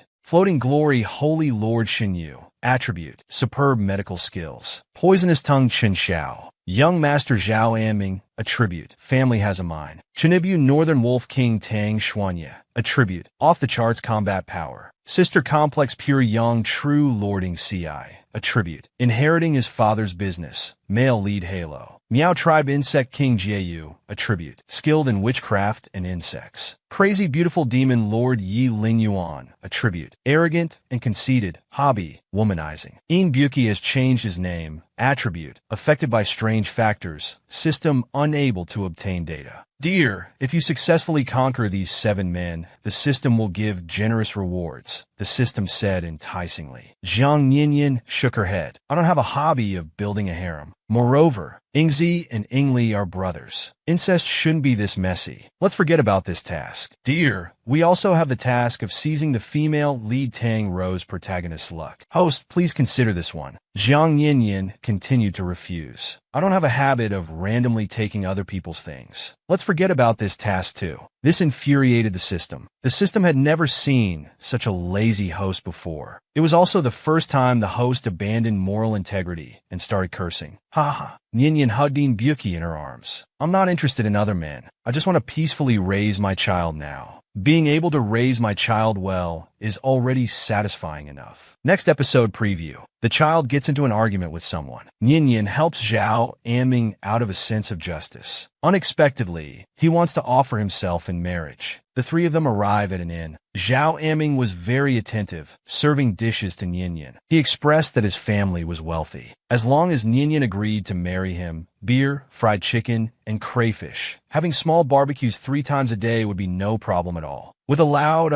Byuki's chopsticks were slammed onto the table. Looking at Zhao Anming, his eyes suddenly turned dangerous. He had been tolerating him the whole way. Kolbal, go bite him for me. The next second, Kolbal darted out and bit Zhao Anming's arm. It must be said, Kolbal really stepped up when needed. Zhao Anming howled in pain. Fairy, save me. I'm yours, body and soul. Ninian didn't really want to save him, but she still picked up Kolbal. She handed Kolbal to Byuki, saying to let him eat first while she went to ask about the guest rooms. She'd be back soon. Zhao Anming pondered thoughtfully. The fairy cared so much about this child. Could he be her brother? It seemed he needed to get on good terms with him. He picked up the wine pot and poured a cup for Byuki. Come, tiare. I guarantee you'll want more after one taste. A moment later, Ninian returned. She saw her child standing on a chair, angrily shouting at Zhao Anming. Ninian is mine. You want to marry Ninian? Don't even think about it. Apart from having some stinking money, you're good for nothing. You're not worthy of Ninian. Zhang Ninian looked at her child's usually pale face, now flushed red, and had a bad feeling. Ninian immediately became furious. She directly gave Zhao Anming a punch. He's only 8 years old, and you actually let him drink? After beating him up, she handed Zhao Anming to the waiter, saying she would send him back tomorrow. If he stayed any longer, her child would surely be corrupted by him. She picked up her drunk child, gently coaxing him. Don't be angry. Shall we go back to the guest room? The child in her arms spoke the truth after drinking. Ninian, when I grow up, I want to marry you. I don't want you to do that kind of thing with other men. Zhao Anming said that after growing up and getting married, couples have to.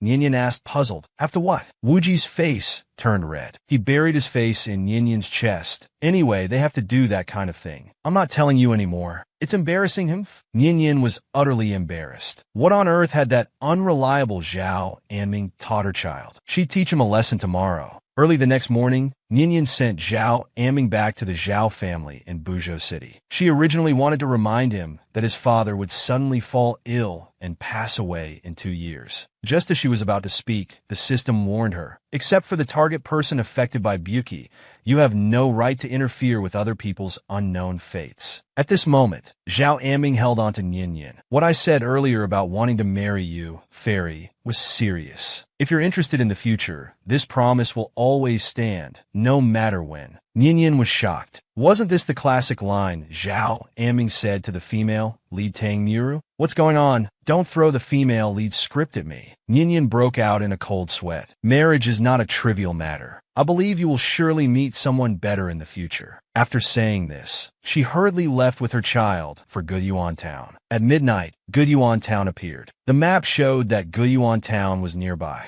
The two finally arrived at their destination. Ninian picked up her child. Is Byuki scared? The child said with determination in his eyes, as long as I'm with Ninian, I'm not afraid. Ninian held Ying Li as she entered Guiyuan Town, softly saying, I will always be with Byuki too. The two finally arrived at Guiyuan Town. The moment Ninian stepped into Guiyuan Town with her child was the beginning of a complete change. In the blink of an eye, Ninian and Byuki had been living in Guiyuan Town for 2 years. Ninian heard Byuki calling her. She turned around and saw Byuki hiding behind the door, not coming over. Ninian waved at Byuki, smiling and saying, You finally decided to come back? You've been gone for days. Come here, let me see if you're hurt anywhere. Byuki slowly walked over, saying he was fine, but seeing the wounds on his face, Nyin was very worried. How can you be fine looking like this? She grabbed Byuki's hand and checked his pulse to assess his injuries. His dantian was empty, and his meridians were sluggish. He was clearly seriously injured. Just as Nyin was feeling heartbroken, a bunch of flowers was held up in front of her eyes. Wuji's face was flushed red. Nyin, these are flowers I just picked. I thought they looked pretty. He held them up high with both hands, offering them to her. It was actually the beauty's offering flower. This flower only grows on cliffs, guarded by snake-bodied monsters with human faces. To pick it, one must kill the monster. Could Byuki's injuries be because of this? Nyin was so moved she burst into tears. Byuki asked with hopeful eyes, Nyin, do you like these flowers? However, the next second, Nyin turned and ran back to her room. She slammed the door shut with a bang. Byuki hadn't expected Nyin to react like this. He shouted loudly. Byuki knocked desperately on the door. Nyin, did I do something wrong? Please don't ignore me. Nyin, is it because the flowers are stained with blood and don't look good? I'll go pick a bigger, prettier one without blood stains right now. Just as Wuchi was about to turn and leave, Nyin spoke. Come in. Nyin sat expressionless in a chair. Wuchi had no choice but to admit defeat. He lowered his head and said, Nyin, I know I was wrong. Nyin asked with tears in her eyes. Then what did you do wrong? Wuhi frantically explained. Nyan, I'm sorry. I shouldn't have disappeared for 2 days without a word. He reached out to touch Ninyin's face, but she dodged. That's not the main issue. What upsets me is that you don't cherish your own life. Have you ever thought about how heartbroken I would be if something happened to you? Byuki's little face looked somewhat aggrieved. I know. I just thought these flowers were beautiful and wanted to give them to you. Nyin also felt her tone had been a bit harsh earlier. She patted Byuki's head. You silly child, don't do this again. You're still young. Don't risk your life. Seeing that Nyin wasn't angry anymore, Byuki quickly agreed.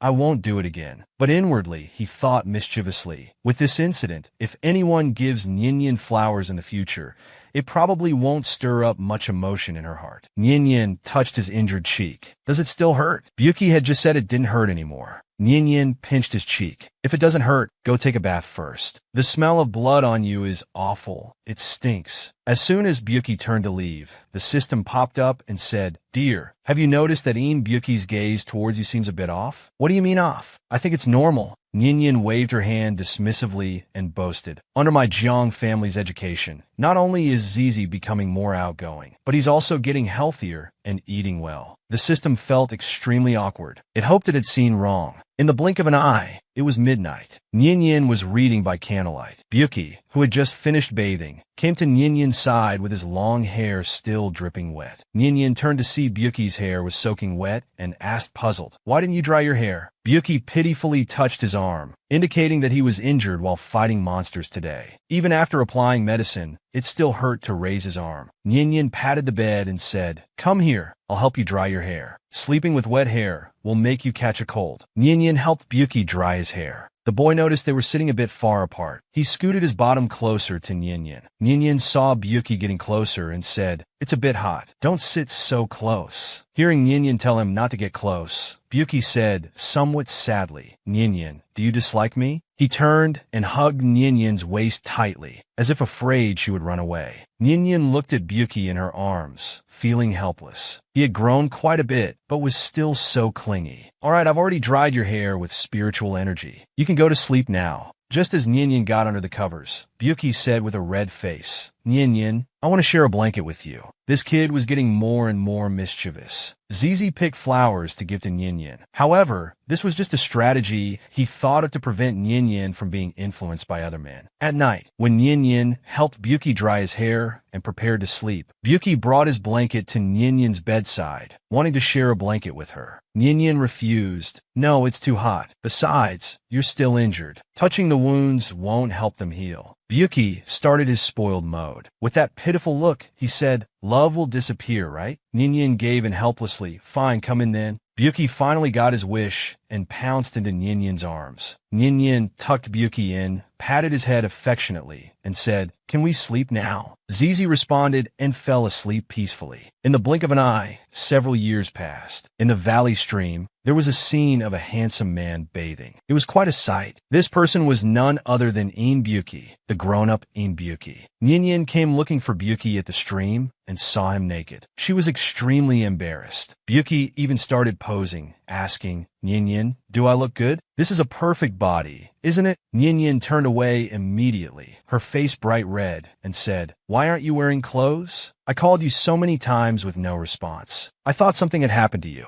"Jiang Nyenyen, why are you panicking? It's not like you haven't seen it before. You've seen it plenty when you bathed me as a child." As she was lost in thought, Byuki hugged Nyenyen's slender waist from behind. He nuzzled her earlobe with his lips and said, "I'll put on clothes." Nyenyen was stunned for a moment, then came to her senses. She pushed Byuki away, saying, "How do you walk without making a sound? Quickly let go of me." It turned out that the little one had grown so big without her noticing. His features no longer had the innocence of childhood. The cute little one was completely gone. He wasn't soft and cute anymore. She sighed inwardly and said, "Let's go back. It's time to open a new room. He needs to sleep on his own now." Byuki grabbed Nyenyen's hand. He asked nervously, "Are you hurt?" Nyenyen replied casually, "Ah, it's nothing. I encountered a monster on my way here earlier. It caught me off guard and scratched me." Byuki's expression darkened. "Nyenyen, do you remember what that monster looked like?" Nyenyen thought for a moment. It seemed to have horns on its head, a tail behind, and a snake-like body. Before Nyenyen could finish speaking, Byuki suddenly picked her up. Nyenyen exclaimed, "What are you doing? I can walk by myself." Byuki looked tenderly at Nyenyen in his arms. "You're injured. We need to get back quickly to treat the wound. Carrying you like this will be faster." Nyenyen's face turned red, feeling a bit helpless. "I only injured my arm, not my legs." Soon, they returned to their dwelling. While bandaging the wound, Byuki muttered, "How can you be so careless? Haven't you heard the saying, a woman shouldn't have scars? You don't take care of yourself, yet you lecture me every day. If you keep this up, I'll be heartbroken." Hearing Byuki lecture her instead, Nyenyen felt a bit impatient. I know." Byuki's eyes were like those of a hungry wolf looking at her. "Nyenyen looks so beautiful like this." Zizi, that look, why does it feel strange somehow?" Nyenyen was completely puzzled. Byuki is the truly handsome one. One day, if you leave Guiyuan town, who knows how many good girls you'll charm outside. I am secretly pleased. Sorry, ladies, I've trained a master of flirting, and he's good-looking too. You'll have to resist him." Hearing her say this, Byuki felt a bit dejected. "If Nyenyen is worried I'll charm other girls, you can just not let me leave Guiyuan town." Nyenyen quickly said, "That's not possible. You can't possibly stay in this town with me for your whole life without finding a wife. You'll eventually leave Guiyuan town to explore the outside world and find your own destiny." Before Byuki could say anything, Nyenyen interrupted him. "Oh, and also, you're not young anymore. It's not appropriate for us to live together. This afternoon, I'll prepare a separate room for you next door. You'll sleep in your own room." Hearing that Nyenyen wanted to live separately, Byuki's face darkened. He turned and left quickly. Nyenyen called after him, but Byuki said without looking back, "I'm going to kill that monster that hurt you." The door slammed shut. Nyenyen wondered if Zizi had entered his rebellious phase. His temper seemed to flare up so suddenly. Next episode preview. Why has the grown-up Zizi become obsessed with washing blankets? Byuki anxiously searched for Nyenyen in the valley. He heard the sound of water from the stream and followed it. Byuki's red eyes fixed intently on Nyenyen in the small stream. Seeing Byuki approach, Nyenyen smiled gently. Wearing thin clothes, she leapt out of the water. Byuki's Adam's apple bobbed, his face flushed red. Before Nyenyen could finish speaking, Nyenyen leaned close to his ear and whispered seductively, "Byuki, you're naughty. You peeked at me bathing." Her clothes brushed suggestively against his thigh twice. He yearned desperately, nuzzling the woman's earlobe with his lips. The warm, soft touch of her skin nearly drove him mad. Just as things were getting crucial, woof, woof, Matsu barked while licking Byuki's face incessantly. Hearing this sound, Byuki suddenly opened his eyes. He had been passionately entangled with Nyenyen in his dream, at the height of pleasure, when he was abruptly awakened by this little creature. Byuki was furious. He punched Meitsu off the bed with one blow. Meitsu looked bewildered, sensed danger, and quickly ran away. Byuki covered his eyes with his arm, taking a while to recover. He sighed, "What a pity, it was just a dream." He lifted the blanket. Getting up, he saw a lump in the blanket. You all understand." His face turned bright red. With a quick pat, he hurriedly covered it up. It was utterly embarrassing. His pants were dirty again. After cleaning up, Wuji came out calling for Nyenyen. There was no response. No one was in the room either. He then realized that at this hour, Nyenyen had probably left Guyuan town to go shopping outside. She slowly approached the bed. She buried herself completely in the bedding, greedily and obsessively sniffing the scent on it. The nape was soft and comfortable, warm like accumulated sunlight for days. Just like Nyenyen. Nyenyen, you truly have a cruel heart. Why make her sleep alone? He just wanted to sleep together with her. He reached in with his hand. He buried his face in the bedding, only comfortably moving his Adam's apple. His voice slightly hoarse, he murmured Nyenyen's name. When Nyenyen returned, Wuchi was washing blankets by the stream. "Wuchi, why are you washing blankets again? Blankets shouldn't be washed too often. The more you wash them, the less warm they become." "Huh? Why are you washing my blanket too?" Byuki was silent for a moment, then replied, "It's always good to wash them clean. Summer's coming, so we won't need thick ones anyway. Do you need help?" Just as Nyenyen was about to grab the wooden basin, Byuki panicked, his face turning as red as a monkey's bottom. He quickly took the basin. No need. I'm almost done." "Nyenyen, you go back and cook first. I'm a bit hungry." Nyenyen pondered, thinking that Zizi's obsession with cleanliness was getting worse. It was one thing to be obsessive about his own things, but he always washed hers too. It felt strange somehow. Byuki looked at the duvet cover soaked in the stream water, slightly frowning. If this continues, he'll find out sooner or later. Although he was meant to marry her anyway, Nyenyen had no romantic feelings for him. What if she got scared and ran away when she found out? Thinking this, Byuki, as if giving up, threw the blanket into the water with one motion. It's all Nyenyen's fault. The person he loves most is always right in front of him, yet he can't have her. She doesn't know how hard it is for him to resist. One day, he'll make her his alone. No one else can take her away. Have you ever seen a boy you raise yourself thinking about devouring you completely every day? Nyenyen lay on the bed, leisurely reading a newly bought dual cultivation novel. Seeing Byuki come in, she put the book face down on her leg. "Byuki, you're here. What do you want to eat for lunch? I'll make it for you in a bit." Byuki sat down next to her, wrapping his arms around her waist and nuzzling his head in the crook of her neck. "I like everything Nyenyen makes." Nyenyen poked his head. "You've grown up, but still so clingy." Byuki saw the name of the picture book and asked, "Nyenyen, why are you reading dual cultivation books now?" Nyenyen wasn't shy at all. "I heard dual cultivation can increase cultivation and feels good. I was curious, so I bought it to take a look. And there are illustrations next to the text. It's really stimulating and educational." Wuchi didn't dare to imagine. "Nyenyen, who do you want to dual cultivate with? Are you going to leave me?" Zhang Nyenyen was stunned. They had lived in Guyuan town for 16 years. In Byuki's small world, she was the only person. So whenever she became close to someone else, he would feel insecure, afraid she would gradually drift away from him. Zhang Nyenyen gently stroked his hair and said, "Don't worry. Until you find a wife, I will always be with you. I'm just afraid you'll forget about me after you get married." Byuki hugged Nyenyen tightly. "How could that be? I don't want anyone else. Only Nyenyen. Nyenyen will never be able to slip away from me in this lifetime." Nyenyen sighed deeply. "I'll stay by your side. I'm not going anywhere." Having received this promise, Byuki was finally at ease. "Nyenyen, can I borrow it to read? I also want to see what's so good about this dual cultivation." Nyenyen generously took out all the picture books. "I have many here. You can read whichever ones you want." Wuji took all the books away. He returned to his own room. The firelight flickered ominously on his handsome face. A flash of ruthlessness passed through his eyes. With a swoosh, he threw all the picture books into the fire basin. "Nyenyen can only be mine in this lifetime. Even if it's dual cultivation, it can only be done with me." At night, Nyenyen stood outside the bamboo courtyard. This wasn't the bamboo courtyard in Guyuan town, but the one in Rimulai. She was puzzled. Wasn't she sleeping? How did she suddenly appear here?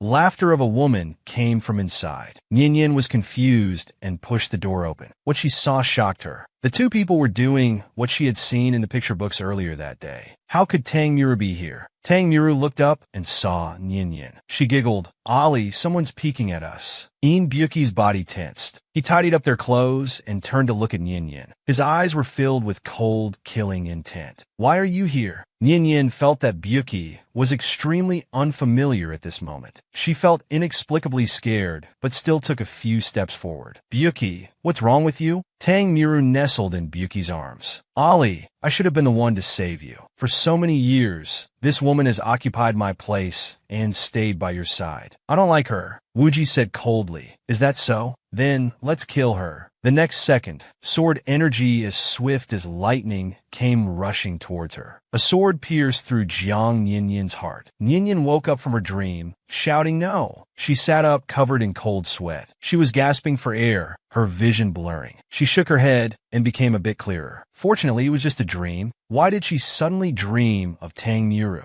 She had brought Zizi to Guiyuan Town, so they shouldn't have any more interactions with Tang Miru. She still remembered the outline of the novel, but the details were becoming increasingly blurry. What's going on? She felt that she was forgetting more and more of the novel's content. Nyin called out to the system to check the favorability meter. Current favorability, 99. System, are you bugged? It's been 16 years, and this favorability has been stuck at 99 without moving. Next episode preview. She actually craves Zizi's body. Nyin, this naive fool. She still doesn't know that the boy she raised with her own hands thinks about devouring her completely every day. Even if it's dual cultivation, it can only be done with him. At night, Nyin dreamed of Zizi doing that thing with the female lead Tang Miru, and he even wanted to kill her. Nyin woke up in panic, not understanding why she would still dream of Tang Miru. She checked Zizi's favorability towards her. After so many years, it was still stuck at 99. The system frantically hinted that everything was normal. "Oh, think about it. Is there anything else you haven't completed?" Jiang Nyin suddenly had a flash of inspiration. Right, it must be because of how the people from the sect treated him before. Zizi still has some resentment in his heart. As long as I help him vent this anger, the favorability will definitely reach 100%. We've lived in Guiyuan Town for over a decade. It's time to leave Guiyuan Town. Nyin got up and was tidying her clothes. She looked up and saw Byuki return. He was covered in wounds, with blood slowly flowing down one arm. Although Jiang Nyin was used to it, she was still startled. "What happened? How did you get hurt again? Come inside quickly. Let me bandage you up." She kept muttering. "I've told you so many times, if you can't win, just run." But this was just Byuki's little trick. He deliberately got hurt, wanting her to worry about him. Nyin asked him to take off his clothes to check the wounds on his body. Byuki revealed his perfect six-pack abs. Ninyin's eyes were fixed. Even though she had seen them many times, she couldn't help but feel envious. "Nyin," Byuki called her softly, laughing. Jiang Nyin came to her senses, blushing. She had been staring at her child's body in a daze. She lowered her head and helped Zizi apply the medicine. She blew on his wounds. Een Byuki's body trembled, still stubbornly saying it didn't hurt. Nyin was very worried. "You're lying? It must hurt a lot. Bear with it, this medicine is effective. You'll be better by tomorrow. After recovering these days, we'll leave Guiyuan Town and return to Rimuli." Byuki was confused. Why go back to Rimuli? The Immortal Alliance Conference is about to be held. All the immortal sects will be there. Don't you want to go back? Does Nyin want me to participate? Nyin replied, "Of course I do." Een Byuki lowered his eyes. After a while, he smiled and said, "All right, I'll do whatever Nyin says." Nyin still didn't know how to leave Guiyuan Town, but Byuki said he knew how to leave. They just needed to defeat the Guardian Beast. That day, the two of them started fighting with the beast. Just as the beast was about to hurt Nyin, Byuki, without thinking, immediately pulled Nyin into his arms to protect her. Byuki's red eyes burned with bloody rage. Violent killing intent was raging inside him. That beast almost hurt Nyin. Today, he absolutely wouldn't let you live. Next episode preview. They actually encountered the female lead. To make Nyin worry about him, Zizi deliberately got hurt. He took off his clothes, blatantly seducing Nyin, showing off his perfect body. After Zizi's wounds healed, the two of them came to the Array's eye and started fighting with the beast. Just as the beast was about to hurt Nyin, Wuqi quickly pulled her into his arms to protect her. Anything that hurt his Nian had to die. Spiritual power gathered in his hand, and he swung his sword down. He actually cut off one of the beast's horns. Without giving the beast time to react, Wuqi thrust his sword into its neck. Nian, looking at Zizi protecting her, was completely stunned. He had become this powerful. Judging from that attack just now, his cultivation level must be at least at the nascent soul stage. Ordinary beasts in the array shouldn't be able to hurt him. Could it be that he deliberately got hurt? Buki, panting, said, "The beast is severely injured. The good Yuan array's eye is open. Nian, we should go." Because Buki had just consumed a large amount of spiritual power, his body weakened and he collapsed, coughing up a mouthful of blood. Nian was extremely anxious. Tears fell like rain. Wuqi murmured in a low, hoarse voice, "Nian, don't cry. This life was saved by you in the first place. How strange. It seems heaven has never favored me. It's determined to take my life. But I don't want to give it up. I want to give it to you." He's so desperate to be loved. Desperate to the point of despair. Desperate to the point of making him hurt. Nian fainted from anxiety. She had already lost her composure. At this moment, the system spoke up. "Dear, there's something I'm not sure if I should say. Have you forgotten about me in the mall?" Reminded by the system, Nian finally reacted. She quickly used 500 points to exchange for a bottle of Taiching jade liquid from the mall and gave it to Buki. After settling him in an inn in Huaijiang City, she went out to find Ishio. As Nian was walking, the bustling crowd in front suddenly parted, shouting, "There's a wolf!" A huge white wolf charged straight towards Nian. It stopped right in front of her. At this moment, a woman in red clothes came down from the wolf's back and apologized to Nian. This person looked familiar, as if she had seen her somewhere before. As Nian was puzzled, the system gave her the answer. "Congratulations, host. Congratulations." The female lead of the book, who is loved by thousands and possesses unparalleled beauty, Jiao Tang Muru, has successfully met you. What? To be honest, Nian didn't like this female lead very much. Ducci used forbidden techniques for her, was backlashed, and then fell into demonic cultivation for her, yet was killed by her own hands. For those who sacrificed for her, she maintained an innocent attitude. Nian clenched her fists, silently vowing to herself she would never let Buki meet such a tragic fate again. The man sitting on the wolf's back was Tang Xuanye, the Wolf King of the North. Tang Muru was an orphan who was picked up by Tang Xuanye when she was very young. He raised her as his own sister. But as they grew up, feelings beyond siblings developed. It seemed they hadn't yet broken through that barrier. Tang Muru waved at Nian and said, "Miss, my brother and I have some business to attend to. We'll take our leave now." Nian watched Tang Muru leave, thinking about how to avoid her as much as possible in the future, trying not to let Buki encounter her. Next episode preview. Will Nian blush at herself? In the inn, Buki lay wounded on the bed. Old Ishio finished preparing the medicine. He said, "Young man, your injuries aren't as severe as that girl said. Seeing how anxious she was, I thought you were about to die." Buki turned his head without saying a word. Old Ishio suddenly gossiped. "Young man,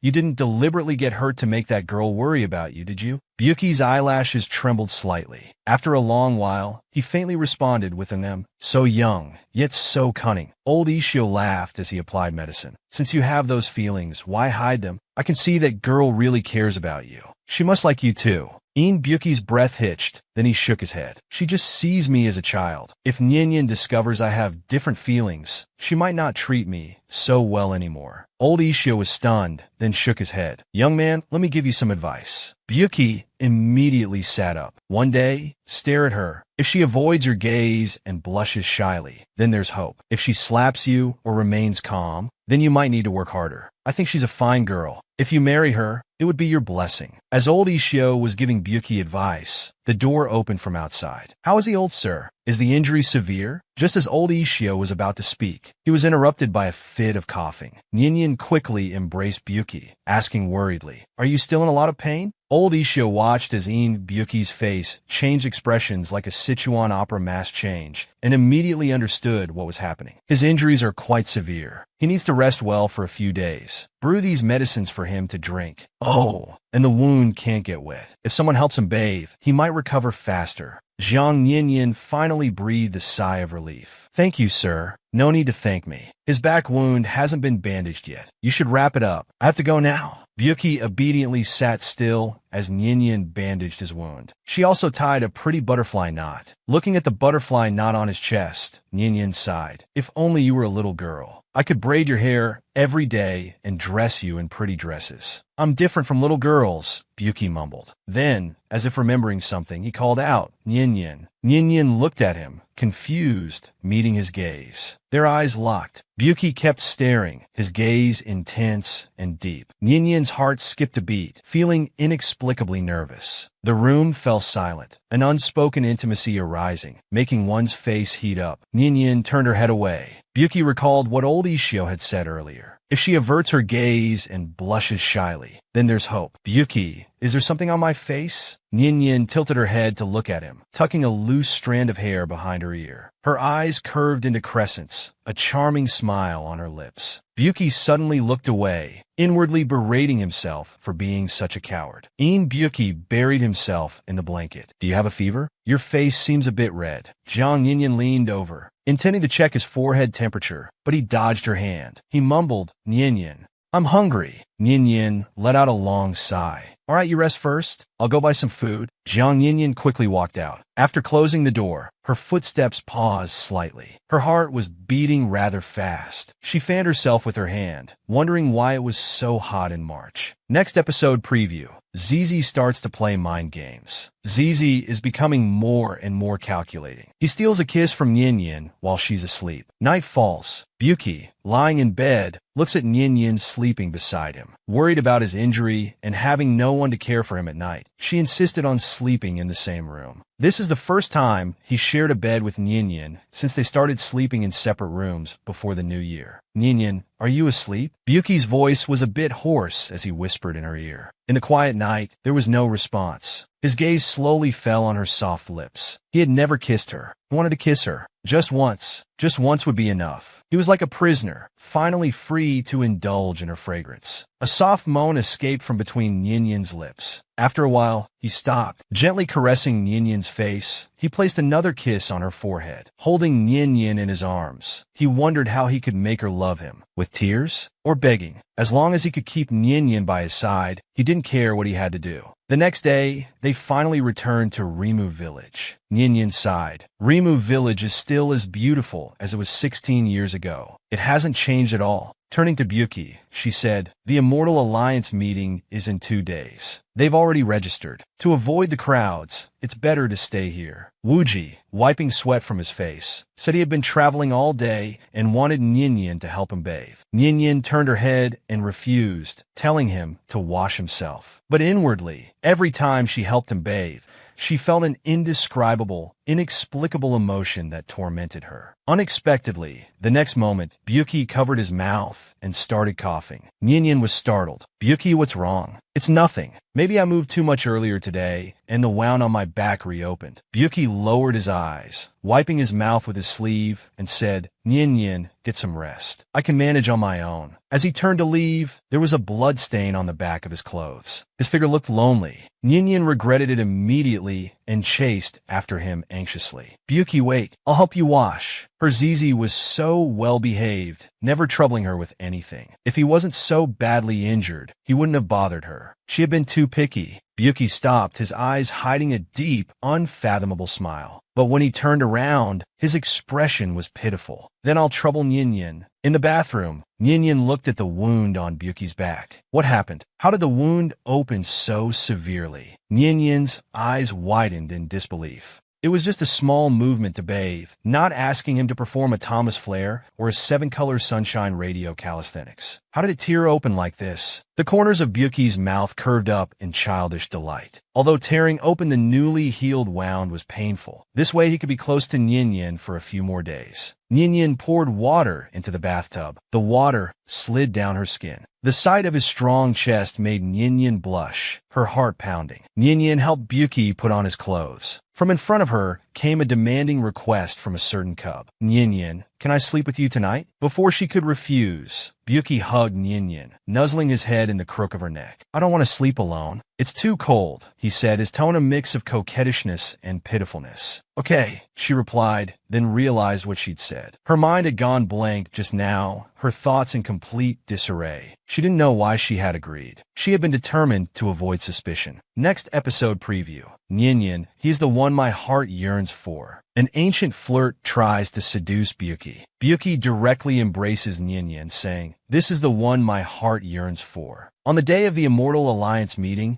Byuki single-handedly defeats everyone. This attracts countless fangirls, but Byuki coldly ignores them all. Just as Nyenyen comes down from the stage, she sees her Zizi surrounded by female cultivators, his brows furrowed. She directly calls out, "Byuki." Hearing his beloved's voice, Byuki finally responds. Nyenyen, as if comforting him like when he was young, says, "Our Byuki has passed the second round too. So impressive." Byuki looks at her, his gaze focused and intense. At this moment, a pretty female cultivator approaches intimately and greets them. "Hello, I'm Billion. May I ask what your relationship is? Are you Dao companions?" Just as Nyenyen is about to explain, Byuki suddenly embraces her and coldly tells the woman, "He is naturally the one my heart yearns for." Jiang Nyenyen was stunned. She guessed her cub didn't want others bothering him, so he used her as a shield. She then smiled. "I also cherish him." Hearing Nyenyen's words, Byuki's face unconsciously broke into a smile. Billion was truly living up to her name. She was indeed shameless. Billion said coquettishly, "Big sister is so beautiful." Indeed, only a fairy could match such an otherworldly man as Brother Een. The other day when you registered, I accidentally saw the name Een Byuki. It's truly a good name. Billion then moved closer to Nyenyen and said, "Sister, your makeup is so skillfully done. Unlike me, I don't even know how to apply makeup." Nyenyen's mouth twitched. So, she had encountered an ancient green tea bitch? Byuki directly blocked in front of Nyenyen. With a cold gaze, he said, "He is naturally beautiful and needs no makeup. If only I had a Dao companion like Brother Een. Not only extremely handsome, but also incredibly strong." Before Billion could finish, Byuki interrupted her. "I am Nyenyen's." Byuki's face was already showing impatience. His expression seemed to say, "Why won't this fly-like woman buzzing in his ear just leave?" Billion seemed unprepared for his response. With a bashful face, she said, "By the way, thanks to Brother Een for saving me earlier. You pushed me aside, otherwise I would have been knocked off the stage." Byuki mercilessly replied, "I pushed you because you were in my way. Very annoying. If I wasn't afraid of Nyenyen misunderstanding, I wouldn't want to say a single word to this woman."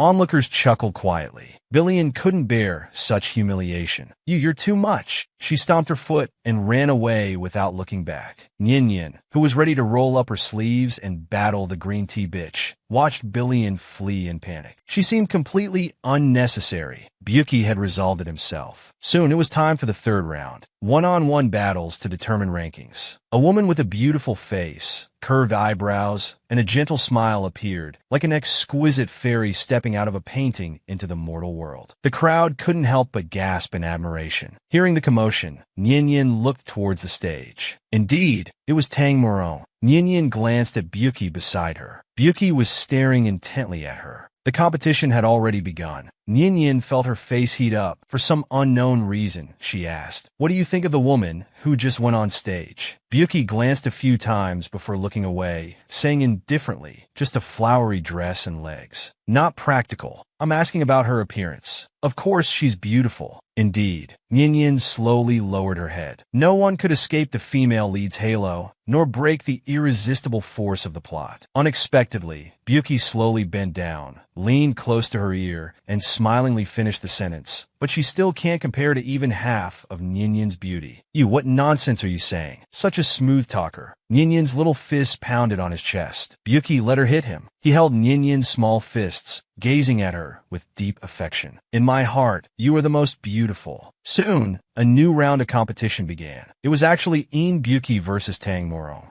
Hearing this, Nyenyen suddenly looked up. What a coincidence. "Nyenyen, I'm going up first," Byuki said to Nyenyen with a smile.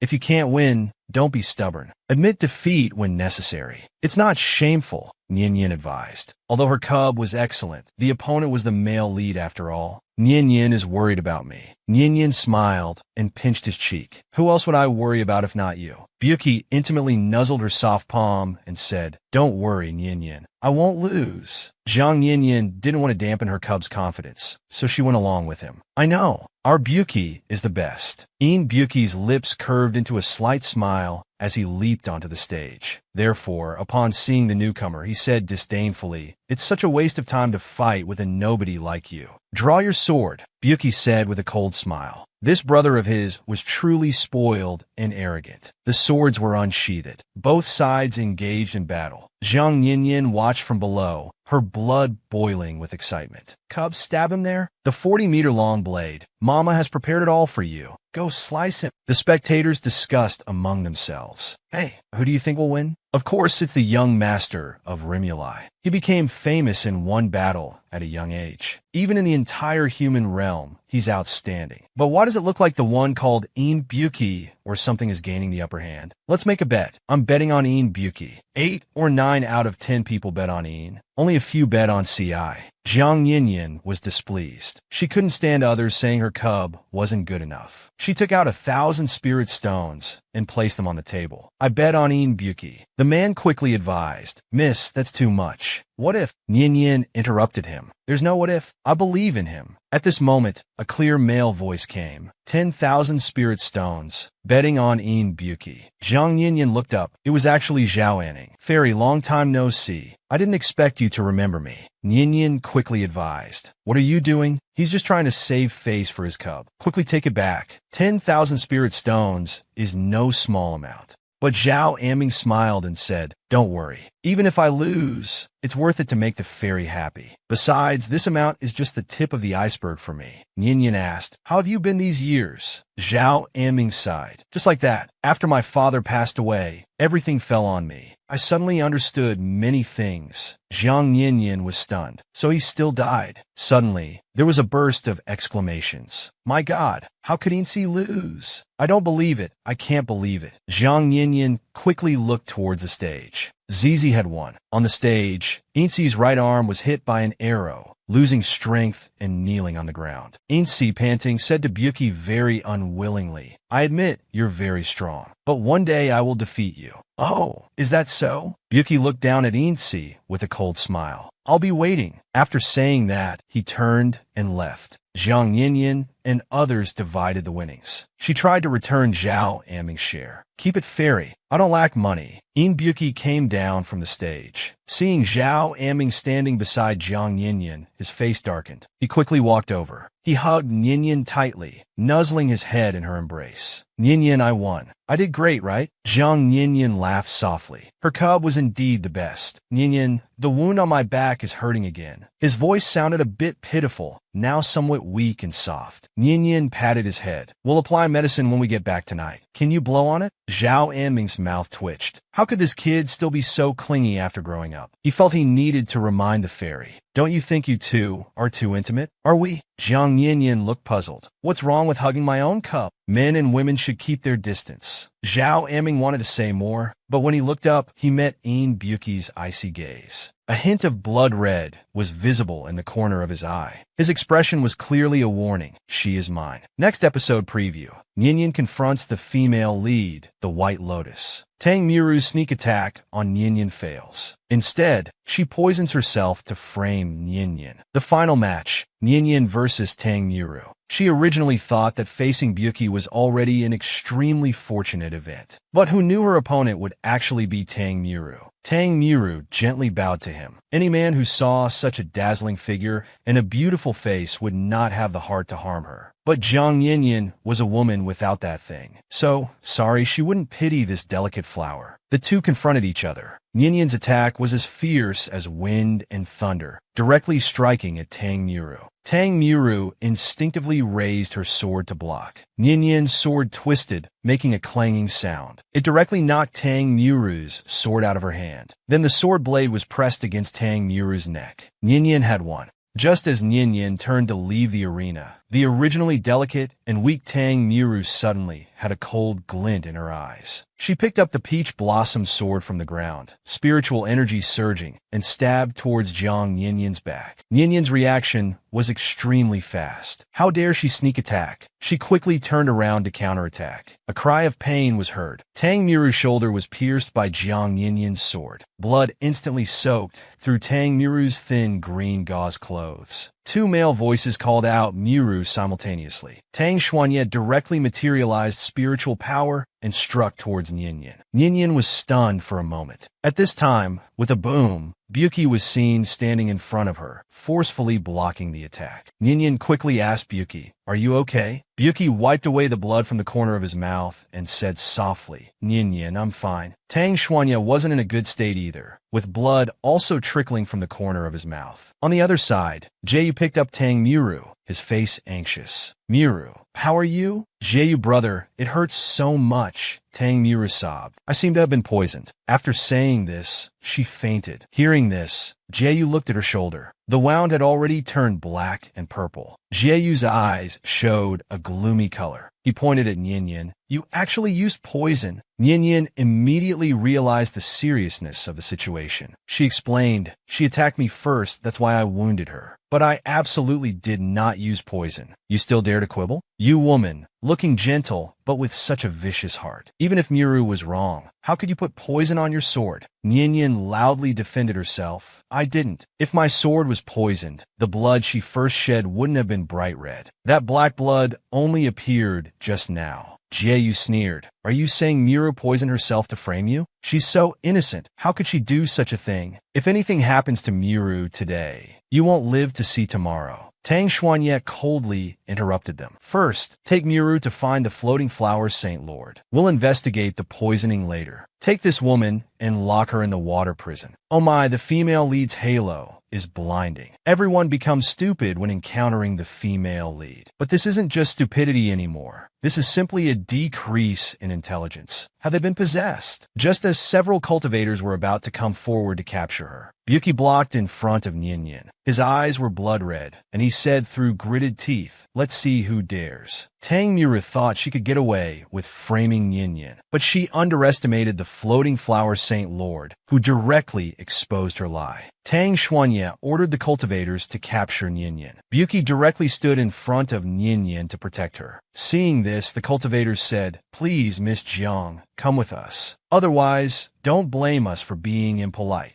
Nyenyen had always been good-tempered, but this time she was also annoyed. "I've already said I didn't poison you. Why are you locking me in the water prison?" Nyenyen then thought she couldn't confront them head-on. She quickly used Flying Uncle to send a message to Baichi Peak, asking for Jufeng's help. At this moment, a long sword swiftly attacked Nyenyen, but it was intercepted by someone's hand. Byuki stared intently at that cultivator. The cultivator was intimidated by the pressure released by In Byuki and unconsciously withdrew his sword. Jiang Nyenyen rushed over, looking at the wound on In Byuki's palm. "Nyenyen, I'm in pain." In Byuki coughed a few times, his face seeming even paler. Jiang Nyenyen's heart ached. She looked at Tang Xuanye angrily and said, "You're going too far." Tang Xuanye coldly said, "You hurt my sister. As her brother, I'm here to settle the score." The cultivators were about to come forward to restrain Jiang Nyenyen. "Let's see who dares to touch my little sister." Accompanied by an angry roar, the few cultivators present were unexpectedly forced to take a step back. The newcomer was Jingfeng.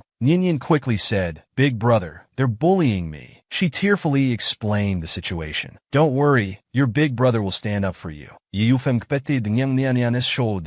looked at his sword and said to Tang Xuanye, "This sword was given by me. Bamboo and jade for the handle, spirit iron for the blade. If it touches any poison, it will turn black. But now it's still shiny. There's definitely no poison on that sword. Besides, since when does an outsider make decisions for our Rimu village?" Although Tang Xuanye was the Wolf King of the North, he was still wary of Ji Yufeng. "I didn't mean to give Miss Jiang a hard time. It's just that my sister is poisoned and unconscious, and the poisoner is unknown." At this moment, a cultivator rushed over and interrupted him. "True, Lord Nanhua, Wolf King, please stop arguing. Miss Tang has woken up. The floating flower, Saint Lord asked me to inform you both that this matter has nothing to do with Miss Jiang." Ji Yufeng also realized he had misunderstood Nyenyen and had to say goodbye. Nyenyen was very grateful that Ji Yufeng came to help. She then took Byuki to Xinyu for treatment. Tang Miru had already woken up. As soon as Tang Xuanya stepped into the Medicine King pavilion, his eyes searched everywhere for Tang Miru's figure. He quickly hugged Tang Miru. "Brother, I'm fine now." Tang Miru looked pitiful. Nyenyen was very annoyed, as expected of the female lead, who wouldn't feel sorry seeing her like this. Zhang Nyenyen silently rolled her eyes. Tang Xuanya asked, "What exactly happened?" Jieyu said it had nothing to do with him. There was a soul-devouring nail on the stage that hadn't been cleaned up. When Miru fell, her wound might have accidentally touched it, causing the poison to enter her body through the blood. Jieyu awkwardly looked at Zhang Nyenyen, his tone unfriendly. "But no matter what, you still hurt Miru. Don't you have anything to say? I should be the one complaining. You arrested and hurt my baby for no reason. And now you're trying to force me to apologize? You must be dreaming." Nyenyen directly spread her hands. "All I want to say is drink more hot water." Meanwhile, Xinyu was checking Byuki's pulse. Nyenyen quickly asked, "How is he?" Byuki started coughing. Xinyu was exasperated. "Weak my ass." He was silent for a moment, then said, "His pulse is unstable. I'll prescribe some medicine for him to drink." After everything was resolved, Xinyu politely asked them to leave, saying he had something to tell Tang Miru privately. When everyone had left, Tang Miru spoke in a weak and delicate voice. "Thank you for saving me today, Saint Lord." Xinyu just looked at her and sneered. "Miss Tang, why did you smear poison on your wound and let others wrongly accuse Nyenyen?" Tang Miru actually has the ability of foresight. She even wanted to use others to kill Nyenyen. Tang Miru's body was poisoned. Xinyu directly exposed her. Tang Miru was stunned. "What are you saying, Saint Lord? I don't understand." "Stop quibbling. You were poisoned by the soul-devouring nail. But there's poison on your hands. The poison on your wound wasn't accidentally contaminated. It was deliberately applied." Tang Miru knew she couldn't hide it anymore, so she directly admitted that she did it. She gently pulled Xun Yu's sleeve. "I did this for a reason. You can have Jade dreams. I dreamed that one day in the future, the Mingqiao Academy will fully awaken. The human world will become hell, and Miss Jiang will be the head of Mingqiao Academy. That's why I wanted to eliminate her, to remove a hidden danger for the world. Why should I believe you?" Xinyu shook off Tang Miru's hand. His face showed displeasure, but he was already somewhat doubtful inside. To prevent panic in the human world, the news that the Mingxia resentful species had descended was currently only known to the 4 major immortal sections. How did Tang Miru know about it? Tang Miru continued, "I once dreamed that Miss Jiang helped you, Saint Lord, save a purple spirit essence flower in the Medicine King Valley. Is this true?" Xinyu's face changed dramatically. "What else do you know? Also, you helped her enter the Good Yuan array ceremony." She gently rubbed her forehead. "The ability of Jade Dreams is limited. Miru doesn't know much." Xinyu's face was cold and solemn. "Is it true?" Tang Miru's gaze was very determined. "Saint Lord, do you really not believe me?" Xinyu was silent for a long time before speaking. "Don't spread this for now. I'll also keep your poisoning and framing a secret. But Miss Jiang, she will—" Xinyu interrupted her. "We can't be sure if prophetic dreams will come true. I don't want Nyenyen to be in a desperate situation. Let's end this here. You should rest well." Then he turned and left first. Tang Miru watched Xinyu's departing figure, feeling indignant. Why? Why in the prophetic dream? Xinyu originally liked her. Why is he speaking for Jiang Nyenyen? Actually, she lied. She dreamed that the Mingxia resentful species would appear in the future, but she didn't know who it was. However, she dreamed that one day in the future, Jiang Nyenyen would take away everything that originally belonged to her. Those were all things she had painstakingly obtained step by step. She wouldn't allow it. Jiang Nyenyen musti. Byuki made many dishes for Nyenyen. The two sat in the courtyard. Nyenyen directly opened a wine jar and poured a cup. Byuki's eyes moved. "Nyenyen, are you going to drink?" Just to celebrate. "We both won the competition today." In this life, he hadn't drunk alcohol yet. She drank it all in one go. He wasn't originally a lover of alcohol, but this wine was mellow and delicious. He couldn't help but drink a bit more. After half a round of drinks, Nyenyen felt dizzy. She really didn't expect this wine to have such a strong after effect. Seeing Nyenyen in a slightly tipsy state, Byuki's red eyes darkened. "Nyenyen, you're drunk." Nyenyen's head was spinning, but she still smiled and patted his face, saying, "Who are you? You look quite handsome, though." "Then am I more handsome, or is Byuki more handsome?" He knew she was drunk, but he felt the urge to tease her. Nyenyen stared at him blankly for a while. Then her voice was exceptionally firm. No matter how handsome you are, you're not as handsome as my Byuki. My Byuki is the most handsome. Then who do you like more? Nyenyen answered without thinking. Of course it's Byuki. Looking at her foolish appearance, Byuki's eyes darkened, and he directly kissed her lips. He kissed Nyenyen until she was breathless before letting go. Byuki curved his lips and asked again, between me and Byuki, who do you want to marry? Nyenyen thought for a moment. Marry you. Byuki's eyes darkened, with a hint of gloom. Why not Byuki? Don't you think he's the most handsome, and you like him the most? Nyenyen yawned sleepily. You don't understand, Byuki. He's my baby. You understand? So, he's my son. Byuki didn't know whether to laugh or cry. Nyenyen had already fallen asleep on the table, snoring loudly. Byuki reached out to brush Nyenyen's hair behind her ear. He whispered in her ear, what if Byuki doesn't want to be your son, but wants to be your husband? Next episode preview. Did Nyenyen sleep with her baby? The baby she raised with her own hands doesn't want to be her son, but wants to be her husband. Byuki's red lips whispered in Nyenyen's ear. Rather than finding other men, Nyenyen, don't you want to taste what it's like with the one you raised yourself? He softly called Nyenyen, but there was no response. Byuki was quite helpless. You actually drank too much and fell asleep. What should I do with you? He gently kissed Nyenyen's lips, savoring them lightly. Then Nyenyen was carried into the room by Byuki. Byuki took off his clothes and was about to help Nyenyen undress too. Nyenyen's face turned red. Byuki, what are you doing? Unexpectedly, Byuki directly pounced into Nyenyen's arms. Nyenyen, I want you. Nyenyen shyly refused repeatedly. Byuki, we can't do this. But Byuki directly and domineeringly kissed Nyenyen's cheek, leaving her nowhere to hide. She was extremely shy. The next moment, Nyenyen sat up straight in bed, breathing heavily. She couldn't believe she had such a dream. Before she could recover, she looked to the side. This glance startled her. She was shocked. Zizi was lying in the same bed with her. That wasn't a problem, but why was he shirtless? Was she still dreaming? Nyenyen's trembling hand slowly lifted the blanket and glanced at Byuki. He was completely naked, like a proud rooster. Jiang Nyenyen, you damned woman. Not only did you drink, but you also had drunken sex, and you even slept with the child you raised. How despicable and shameless. At this moment, Byuki propped himself up, looked at Nyenyen, and called her name. Nyenyen looked at the naked Byuki, her heart trembling. Byuki, did we last night? Byuki was stunned for a moment, then realized Nyenyen had misunderstood. He wasn't wearing clothes because Nyenyen had vomited on him. His smile deepened. Seeing Byuki not responding, Nyenyen called out again. Then she put on a tearful expression. Nyenyen, I'm not pure anymore. He spoke pitifully, as if he had suffered greatly last night. Last night, Nyenyen was very rough. Not only did you take liberties with me and touch me all over, but you also did even worse things to me. Nyenyen was thunderstruck, instantly petrified. Nyenyen quickly covered his mouth. Don't say any more. Let me calm down. Nyenyen's head was about to explode. This time she was really in trouble. What should she do?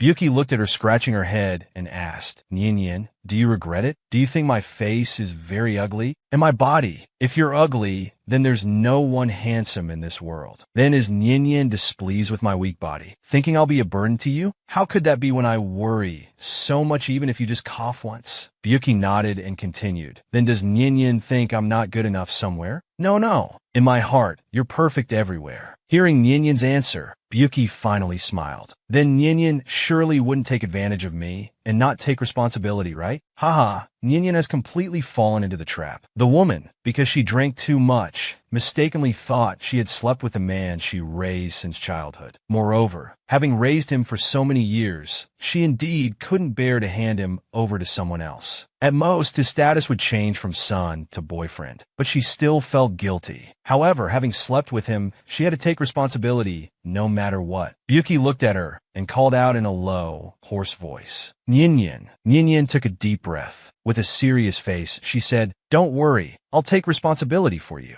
Hearing Nyenyen's answer, Byuki's blood-red eyes instantly became deep and profound. He pounced on her, pinning her to the bed. Nyenyen, I like you so much. I want you. Nyenyen's face turned red. Byuki, calm down. I'm not ready yet. Although she had read countless books, when it came to real action, she still chickened out. Byuki looked at the person beneath him, Nyenyen, but he wants to do even more outrageous things with Nyenyen. At this moment, with a bang, the door was forcefully opened. The two looked towards the door. They saw Meichi standing dirty at the doorway, full of question marks. Zhang Yinyan took advantage of Byuki's distraction to get up and push him away. I am hungry. I'll go make breakfast now, Yinyan said, and ran off, a blush appearing on her face. Byuki's red eyes stared at her retreating figure. Even the smile on his curved lips seemed to have faded a bit. Was he too hasty? It's okay. Even if Nyenyen doesn't like him now, she will like him in the future. After all, Nyenyen can only have him by her side, and Nyenyen can only be his. Nyenyen, who had fled the scene, stood in the courtyard going crazy. Her baby had learned bad things. Right off the bat, he said, I want you. This progress was too fast. She had no idea how boyfriends and girlfriends should interact. At this time, there was a knock on the courtyard gate. It turned out the results of the Immortal Alliance meeting's written test were out. Moreover, they had received an invitation to enter the realm of illusions. She hadn't expected that the first place in this meeting would actually be her own baby. As for Tang Morong, because she was injured and poisoned, she couldn't participate in the subsequent written test and didn't even make it into the top 100. And isn't the biggest selling point of this book the chapters related to the realm of illusions? From here on, Tang Morong's 7 Dragon Balls were officially gathered. The author vividly described Tang Morong's entangled, life and death love and hate relationships with 7 men. Although they never went all the way, large sections of sensual descriptions and various heart-throbbing, embarrassing scenes covered almost 80% of the content in each chapter. But now Tang Morong can't even enter the realm of illusions. So how should the plot proceed from here? Well, let's take it one step at a time. In the blink of an eye, it was evening. Byuki stood at her door, begging to sleep together. He was directly rejected. She wasn't ready to sleep together yet. Byuki could only leave sheepishly. At this moment, the system popped up. Dear target person, Byuki's current favorability is 99. When favorability reaches 100, the binding with the system will be released. Does Qingqing still want to continue binding? As long as you accept the task of pursuing the female lead 7 men, you can continue to enjoy the resources and opportunities provided by the system. Nyenyen expressionlessly replied, no need. I already have Byuki. The system was very confused. Then why did Qingqing reject Byuki's proposal? Nyenyen was shy and embarrassed. She just felt that they had just confirmed their relationship, and things were developing a bit too fast. She hadn't adapted yet. Being with Byuki, she actually didn't dislike it. Next episode preview. Tang Morong starts causing trouble. The woman had just confirmed her relationship with the cub she raised. The system wanted Nyenyen to accept the task of pursuing 7 men. Without even thinking, she directly refused, because she already had a husband's aura. Just as Nyenyen was about to rest, she was interrupted by a knock on the door. It turned out that the demon lord, Yi Ling Yuan, had been released by someone. They needed to bring everyone to investigate. Nyenyen suddenly realized that in the original book, Tang Morong had released the demon lord for her own selfish desires. Calculating the time, it should be tonight. Logically, she had nothing to do with this matter. She wanted to see what tricks Tang Morong was up to. Everyone was gathered at Rimu Village. The main hall of Jingu Peak was crowded with people, whispering and discussing. Byuki leaned on Nyenyen, looking weak and innocent. I'm so sleepy. Nyenyen said gently, be good. Once that person is caught, we can go back. There was a commotion at the entrance. Ruxu hurriedly entered with the guards from the demon-seeking tower. When Shirley stepped forward and asked, Master is there any news from those chasing the demon lord? Ruxu shook his head and said, no, he escaped. One of the guards, with a complex expression, stepped forward and said, True Lord, we know who released the demon lord. The guard looked around the crowd and directly pointed at Nyenyen, saying hatefully, it's her. The woman was truly caught in the crossfire while lying down. The demon lord was released, and they actually framed Nyenyen. Byuki's face instantly darkened, looking at the guard with unfriendly eyes. Nyenyen said sternly, I have no grudge against you. Why are you falsely accusing me? Again, with these framing tactics, Byuki directly sneered, convicting based on one-sided words. Is this how Rimu Village handles things? Of course not. The guard took out a Chinquan bag from his bosom. He continued, this was found near the demon-seeking tower. The Chinquan bag contains various precious herbs. The spiritual energy on them all comes from you, with both witness and physical evidence. What else is there to say? Zhang Yinyan looked at the Chinquan bag in surprise. That was indeed hers. It was the one she gave to Xinyu yesterday. But why was it here now? This is indeed mine. But I gave it to the floating flower Saint Lord yesterday. I don't know why it appeared at the demon-seeking tower. Why don't we ask the master to confront him? Enruxus sighed. The divine oracle left yesterday. Rimu village went down the mountain to save people. They won't be back for at least half a month. In that case, why not use soul-searching magic? Use spiritual power to explore my soul. Surely a stone soul won't lie. Byuki quickly stopped her. You can't do that. It's too dangerous. Zhang Yinyin continued. I'm not the one who released the demon lord, but all evidence points to me. To prove my innocence, we need to search souls. But if we're going to search, it should be both you and me. Yinyin pointed directly at Tang Muru. An overwhelming anger surged from her heart. You want to frame me? Then you won't be able to stay out of this either. Tang Muru seemed frightened, timidly hiding behind Tang Xuanya. With slightly reddened eyes, she said, What are you doing, Miss Jiang? You released the demon lord. Why should I have my soul searched too? People discussed among themselves. This Miss Jiang must be crazy. Searching a living person's soul is one thing, but why drag Miss Tang into it? Tang Muru's eyes were filled with tears, her face showing confusion and innocence. She choked out, Why is Miss Jiang wrongly accusing me? My sword wound hasn't healed, and I'm only at the Golden Core stage. How could I have the ability to release the demon lord? Don't worry, everything will be fine. Tang Xuanye comforted Tang Muru, holding her to his chest. Then he coldly threatened Zhang Yinyin. If you slander Ro again, don't blame me for being impolite. A sudden laugh echoed in the hall. Tang Xuanye looked at Yin Byuki. What are you laughing at? Yin Byuki sneered. He laughed at everyone in the hall, for not a single person realized that the guard was under a charm spell. As soon as he finished speaking, Byuki materialized a sword. He stabbed at the guard who was pointing at Yinyin. Could Yinyin clear her name? The original female lead released the demon lord to frame Yinyin. She used charm techniques to control the guard and accuse Yinyin. Zizi had already seen through what was happening. He stabbed the guard with his sword. The guard's shoulder was pierced, and he trembled in pain. The guard seemed to regain consciousness and suddenly realized something. He abruptly pointed at Tang Muru. It's her. I remember now. She's the one who released the demon lord. Tang Muru seemed not to have expected things to develop this way. You're talking nonsense. Weren't you still near the demon tower? You picked up his Chinquan bag. I don't have that thing. A familiar male voice came from outside. Well, I was wondering why Chingu Peak was so lively tonight. Everyone looked towards the door. Who else could it be but Xunyu? When Shirley glanced at him, Xunyu, didn't you go down the mountain? I was halfway down when I realized I was missing something. As he said this, Xunyu's gaze shifted. Looking at Tang Muru, he raised an eyebrow and said, Miss Tang, you stole my Chinquan bag. It's time to return it, isn't it? Could it be that Miss Tang released the demon lord, stole the Chinquan bag, and framed Miss Jiang? Tang Muru's face turned pale, knowing that her scheme had been exposed. She quickly knelt down. I'm sorry. I was the one who released the demon lord. I've let everyone down. Ro, how could you be so foolish? Tang Xuanye's usually expressionless face showed shock. Tang Muru had originally thought that by releasing the demon lord, he would become her servant. But this was extremely risky. She had planned to frame Zhang Yinyin, but didn't expect to be seen through by that venomous spirit. Qing a true lord, think of the deceased seniors. This matter can't be overlooked. When Shirley nodded, his cold voice rang out. According to sect rules, this crime requires the removal of cultivation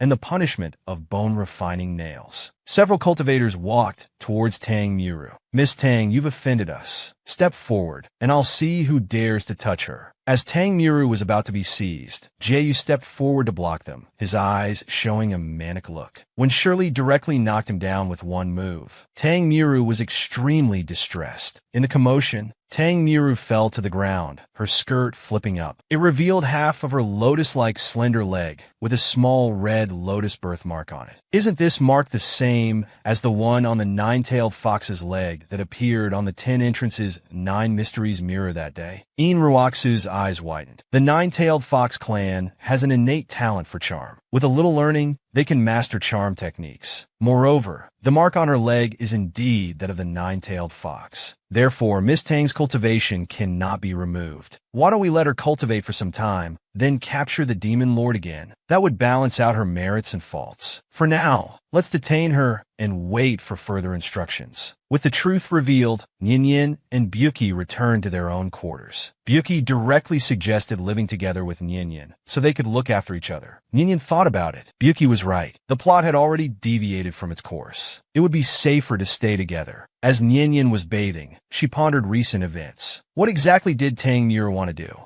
Byuki called out to Nian from behind the screen. Nian quickly put on her clothes. Byuki hugged her from behind. He held her so tightly that she couldn't break free. In a low, hoarse voice, he said, "Let me help Nian dress. Don't reject me, okay?" Zhang Nian's face flushed red, her heart nearly jumping out of her chest. But she still maintained a bit of rationality. Turning around, she asked, "Is there a possibility that because you've lived with me since childhood, you've mistaken your dependence on me for love?" His crimson eyes stared at her, saying with utmost sincerity, "Nian, I don't know why you would think that, but I'm very clear. My feelings for you are not dependence, but love between a man and a woman. Every moment, I want to hold you like this, kiss you, caress you. All these feelings were born because of you. Just thinking about you leaving me and being with another man drives me crazy with jealousy. Nian, I love you. I've long been unable to live without you." Every word Byuki said struck her heart, being confessed to so passionately. How could she not be moved by such devoted love? Nian was stunned by Byuki's confession. "Byuki, lower your head a bit. I can't reach you." Her face was full of shy desire. Byuki was stunned. Those crimson eyes were overflowing with desire and longing. Nian wrapped her arms around his neck and kissed him. "Byuki, I'm yours. I always will be. Thank you for loving me. Maybe right now, my feelings don't match yours in intensity, but I'll gradually fall in love with you. Are you willing to wait for me?" Byuki was overjoyed. He had finally received Nian's response. He would definitely not let her down. At this moment, the system popped up, saying, "Congratulations, host. Congratulations, host. The target's favorability has reached 100. Host has successfully passed the initial stage." Nian suddenly realized that reaching 100% favorability meant being with Byuki. The rest of the plot depends on Qingqing's own efforts. The system will now unbind from you. Nian was stunned. She wanted to say something, but the system had already disappeared. Byuki, seeing Nian in a daze, quickly asked, "What's wrong?" Nian sighed. "It's nothing. I just suddenly feel a bit tired." Afterwards, they went to rest. In a few days, they would participate in the Illusion Realm trial. 3 days later, a huge magic array was drawn in the center of the square. It was full of spiritual energy, creating a magnificent scene. Many disciples were already standing there. The peak masters of various peaks had also been waiting for a long time. The illusion realm was created from imagination. Inside, there were various beasts, all appearing according to the strength of those who entered the array. Within the realm, injuries wouldn't cause actual harm, only pain. Nian glanced around, puzzled. Why was Tang Miru here? Wasn't she expelled? Zhang Nian muttered to herself. Buji explained. Regarding the previous Demon Lord incident, rumors that Tang Miru is from the Nine-Tailed Fox clan have already spread throughout Rimu. Ian Ruaxa said that Tang Miru's cultivation is still shallow, so she should stay in town to cultivate further. Nian thought to herself, participating in the trial together, I wonder what tricks Tang Miru will play this time. I need to be even more careful. Byuki looked at the array beneath his feet with curiosity. His eyes darted around, and he thought to himself, this is not good. Nian needed to leave quickly. He grabbed Zhang Nian's hand and ran towards the town's exit. But they were still a step too late. A red light flashed, and 100 disciples disappeared before their eyes. All the peak masters were stunned. Everyone was participating in the Illusion Realm trial, who knew that the array wasn't for entering the Illusion Realm at all, but a teleportation array. By the time Byuki realized something was wrong, it was already too late. A red light flashed, and 100 disciples disappeared before their eyes. This was a small town. The ancient Long Street Market paved with bluestone was very lively. Suddenly, hundreds of people appeared out of thin air on the road, startling the passers-by. My goodness, it's magic. Could these be immortals from the heavens? The women were already stunned, as if seeing so many handsome people for the first time. Each one had an extraordinary aura, looking like immortals, very alluring. Even many men came to join the commotion. Byuki stood still without a word, frowning as he looked at his surroundings. Suddenly, many pouches were thrown towards Byuki. Look at that one. I've never seen such red copper before. He's truly handsome. Zhang Yinyan picked up a pouch and looked at it. It seemed that throwing pouches was their custom of expressing admiration. Byuki's long black eyelashes fluttered for a moment. His tone was a bit low. Yinyan, do you mind? What's there to mind? They're admiring you, Yinyan said with a gentle smile. Byuki turned his head and said, but none of them are as beautiful as Yinyan. Yinyan looked at Byuki tenderly. This awkward child, if he wanted something, he should just say it directly, instead of beating around the bush to get her words. Noticing his expression was a bit off, she probed. How about I make one for you another day? Then I'll trouble Yinyan, he answered promptly. An old man, trembling and leaning on a cane, wobbled over. Oh, looking at your attire, are you cultivators? Indeed we are, Yinyan replied. The old man was very excited. He grabbed Yinyan's hand, his eyes full of expectation. Immortals, have you come specifically to drive out the demons from Archinga town? Archinga town is too remote. We've been plagued by demons for decades, and no one has paid attention. A few years ago, the town raised money to invite some Taoist priests, but they died at the hands of that demon. After that, no one was willing to come. I never expected so many immortals to arrive today. Ninian was puzzled. If it's so dangerous here, why don't you move away? The old man shook his head. When we wanted to leave, we found that the area within 100 miles was shrouded in resentful energy. Once you enter this place, unless you break through the resentful energy, you can't leave at all. Originally, they were participating in the illusion realm trial, but who knew they would be teleported to another place? Easy to enter, but difficult to leave. Everyone panicked. This wasn't the illusion realm after all. Siefan looked at the burning talisman in his hand and muttered, "This really doesn't seem to be an illusion." Siefan stepped back in fear, his voice trembling. "If we get killed by that monster here, we'll really die, won't we?" No, he wants to go back." Byuki glanced at him and coldly snorted. "Oof, what a coward. What are you saying?" Siefan rushed over, grabbing Insi's collar and shouting. Insi shook him off impatiently. "Don't touch me with your dirty hands. Let me ask you, why do you practice cultivation?" "Of course, it's for immortality, to ascend and live as long as the heavens." Insi retorted, "Frog in a well." Cultivators wield their swords to punish evil and eliminate wickedness. It's to protect those around us and safeguard all living beings. If everyone were as cowardly as you, what would be the point of cultivation? Since we're here, why not help the townspeople eliminate that demon before leaving? For some reason, when Insi said this, a strong holy light appeared behind him, almost blinding Yinyan's eyes. This must be the male protagonist's halo. Siefan glared at Insi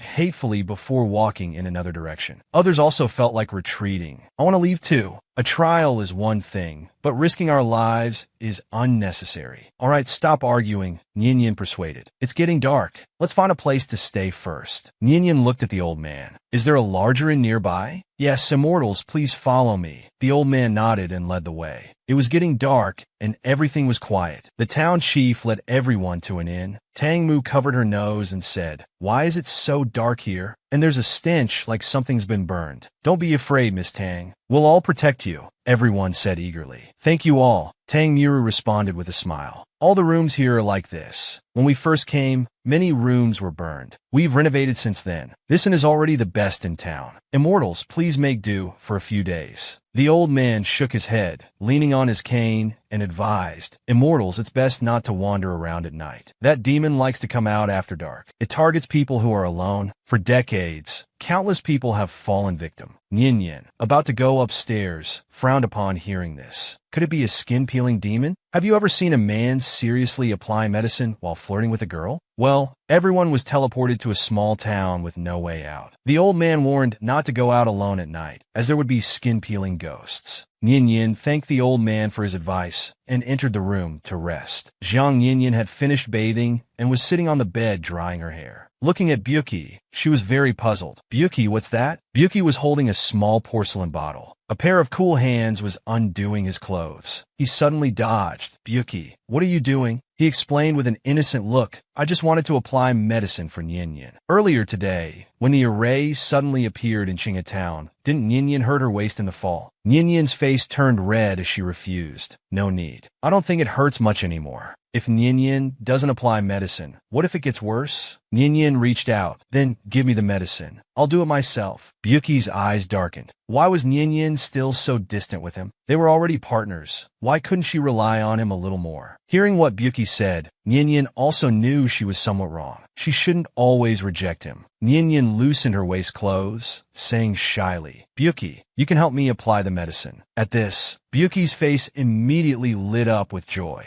He applied the cool ointment to Nian's delicate skin. It tickled Nian, making her retreat repeatedly. Byuki directly pulled Nian's slender waist into his arms. Don't move, or the medicine will be wasted. Be good, Nian. Just bear with it a little longer, okay? After finishing everything, he walked towards the door. Nian, rest first. I need to go out for a while. So late? What are you going out for? Byuki said, I heard that demon likes to come out at night. I'm going to meet it. They say women are made of water. But would you like a skin-peeling ghost? After helping Nian apply the ointment, Byuki prepared to go out, to see what kind of creature this demon really was. Hearing this, Nian immediately wanted to go with Byuki. Without waiting for his objection, she continued, I'm worried about you going out alone. The bustling daytime streets were now empty. Walking on the street, a gust of cold wind blew by. He instinctively hugged the sword at his waist. What a bunch of cowards. They agreed to come out together at night to exorcise the demon. But in the end, they all backed out. Never mind, after I kill that demon, I'll return to the Sunset Palace. Let those cowards see what true courage is. Suddenly, a whimpering sound came. Getting closer, it was a woman crying. He frowned. Feeling cautious, he kept some distance and asked, What are you, a woman, doing outside so late at night instead of sleeping? The woman was still crying, looking delicate and weak. She looked up at him, revealing a face as beautiful as a lotus emerging from water. He was startled. Miss Tang Miru pitifully rubbed her ankle, seemingly afraid he would leave her behind. I was originally with others to exorcise the demon, but I accidentally got separated and sprained my ankle. Can you carry me back? I'm scared alone. Women are so troublesome. Ingzi, seeing it was one of their own, dismissed his suspicions. But he couldn't just leave her there. Come on then. Tang Miru giggled and thanked him. Senior Ning, thank you. You're so kind. Ingzi carried her out of the alley onto the main street, but he felt increasingly uneasy. The person on his back was getting lighter and lighter. Her whole body became wet and sticky, as if she had just run out of water. He hadn't had much contact with women, only hearing his father say that women were made of water. Tang Miru suddenly interrupted his thoughts. Signorine, do you think I'm beautiful? Ingzi grumbled. Don't all women look the same? What's there to be beautiful or not? Is that so? Then let me show you my true appearance. As she spoke, Ingzi him. The demon was quite powerful. It pulled the sword out of its chest and turned to flee.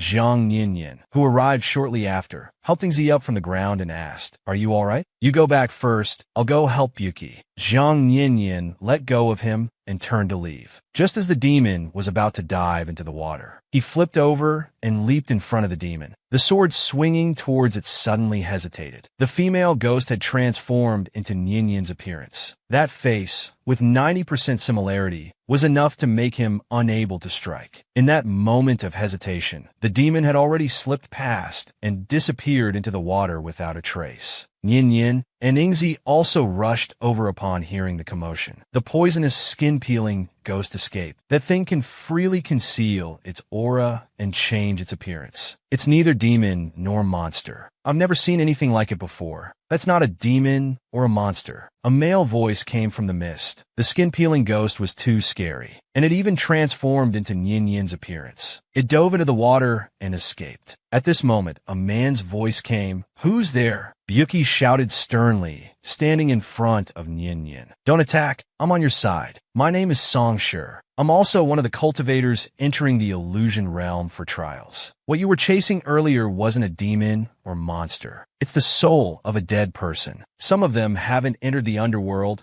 and continue to wander in the mortal world, causing harm as vengeful spirits. How do you know this? I just like to read about strange occurrences. Nian said, Since the spirit has escaped, let's head back to the inn first. Ingzi blocked Byuki and said awkwardly, Thanks for saving me earlier. About what happened at the Immortal Alliance meeting, I apologize. Byuki interrupted him directly. What exactly do you want to say? I don't know why, but you give me the feeling of an older brother. We even have the same surname. Why don't I acknowledge you as my brother? Byuki clicked his tongue, his face expressionless. Young Master Yin's status is noble, a heaven's chosen one adored by thousands. I'm not worthy. Seeing Byuki's cold and distant attitude, Incite somehow felt choked up. Actually, I originally had a brother. Hearing this, Byuki instantly held his breath. Brother? Laughable. Where did you get a brother from? That useless brother of yours was born with an evil fate. He's long dead. Shut up. I won't let you talk about him like that. Incite's voice was filled with tears and anger. Byuki's hand, hidden in his sleeve, slowly clenched and trembled. Why are you putting on this act here? Yin held Byuki's hand, her eyes feeling a bit sour. She turned to Ingzi and said, "This matter can't be forced. Let it go, Byuki. Let's leave." She knew Byuki harbored resentment and didn't want any more entanglements with them, which was understandable. Then,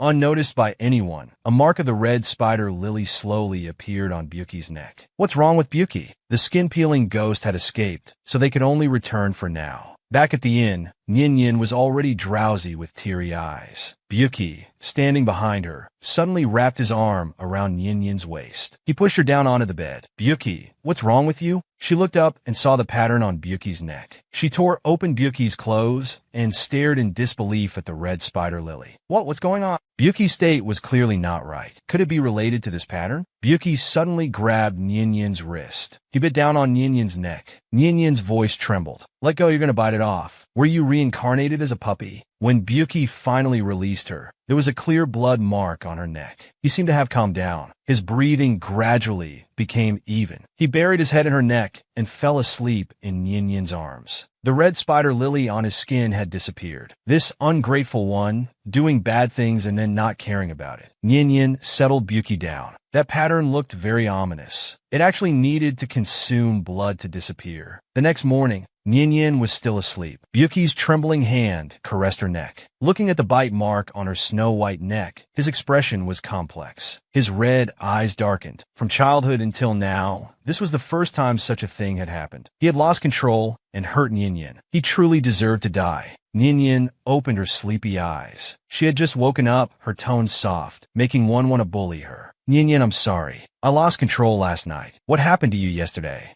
And that pattern on your chest, why have I never seen it before? Last night, he wasn't clear-headed. He only felt that the fragrance emanating from Yin's body made him feel at ease and fascinated. That scent tempted him to kiss her. Yin, I'm sorry. It's my fault you got hurt. It's okay, Byuki. I don't blame you. The wound isn't deep. It will heal quickly. He thought to himself that when they got back, he should ask Shinyu if Byuki was sick. This man had gone mad, tearing and biting his woman. The next day when they woke up, the man was very apologetic. "Does it still hurt here, Yin?" He gently licked and kissed the wound. "It doesn't hurt anymore." Yin smiled and pushed Byuki away. "Be good and go downstairs to eat." Downstairs at the inn, cultivators were discussing. Those dozens of cultivators who were clamoring to leave yesterday were all dead. Dozens of skinless corpses were curled up in the river. They had all been fished out this morning. Could it be fake? Yin recalled the original story. This wasn't right. The originally 18+ Illusion Realm drama had suddenly been altered. They had inexplicably arrived in such a ghostly place. As she was thinking, she caught sight of Song Sure walking over. "Miss Jiang, may I sit here?" "I don't mind." Jiang Yin hugged Byuki protectively, like a dog guarding its food. "What do you want?" Song Sure looked embarrassed. "Why so nervous? I'm not going to fight you for him. Regarding the ghost from last night, I've found some clues. I suddenly remembered a book of strange tales I read before. The book recorded an ancient race called the AI people. They like cool and damp places, are good at swimming. Their skin is an excellent treasure. It can not only be eaten to nourish meridians and increase cultivation, but can also be used for disguise and concealing one's aura. Byuki thought, could the ghost that escaped last night be an AI person? Then if the AI people are so powerful, how did this place become a town inhabited by humans? That's because the AI have a fatal weakness. They fear spirit fire. Song Sure continued, combining yesterday's observations. Thinking carefully, I've deduced some things. 100 years ago, the AI people live here. Later, someone coveted their skin, so they found ways to use fire to kill them, strip off their skin and flesh, to eat or wear. Many cultivators who heard this vomited out the breakfast they had just eaten. Songshur took out some talisman papers from his bosom. Based on my memory, I've drawn the talismans from the book. Whether it's a living AI or a ghost, these talismans can be used to find their general direction. The urgent task now is to find them and exterminate them with fire talismans. Only then can the resentful energy dissipate. Otherwise, we'll be trapped here forever. Songshur took out the talisman papers. The papers trembled in the air for a moment. Then suddenly, it stuck to Nyenyen's body. In an instant, everyone in the inn turned their gaze towards her, showing affection to the young lady. Some cultivators near her took a few steps back. Byuki's lips pressed together, coldly spitting out 2 words to Songshur. Explain yourself. Songshur looked at the talisman in confusion. The talisman is definitely not wrong. I remember clearly. It was drawn exactly according to the method in the ancient text. At this moment, Tang Miru cried out, "Ah, the person who switched the magic array and brought us here. Could it be Miss Jiang?" Byuki's face was cold, his eyes glaring angrily at her. If you can't speak properly, then don't speak at all. No one's treating you like a mute. Tang Miru looked very innocent. Songshur said the talisman wasn't wrong. If she's not an AI, then what is she? You're still protecting her. And the talisman stuck to Jiang Nyenyen's body. Are you going to let all of us die here with her? She started crying pitifully. This crying stirred up the already low atmosphere. That's right, I've always felt something was off about her. Therefore, he said, is there some misunderstanding here? Miss Jiang doesn't seem like that kind of person. But the cultivators wouldn't listen. They just angrily said, Byuki, hand her over. Byuki held Jiang Nyenyen in his arms, feeling her dependence on him. His thin lips curved into a slight smile. All of you here combined can't beat me. If you don't believe it, you can try. Songshur's talisman paper stuck to Nyenyen's body. Everyone was shocked and frightened. They still wanted to harm Nyenyen.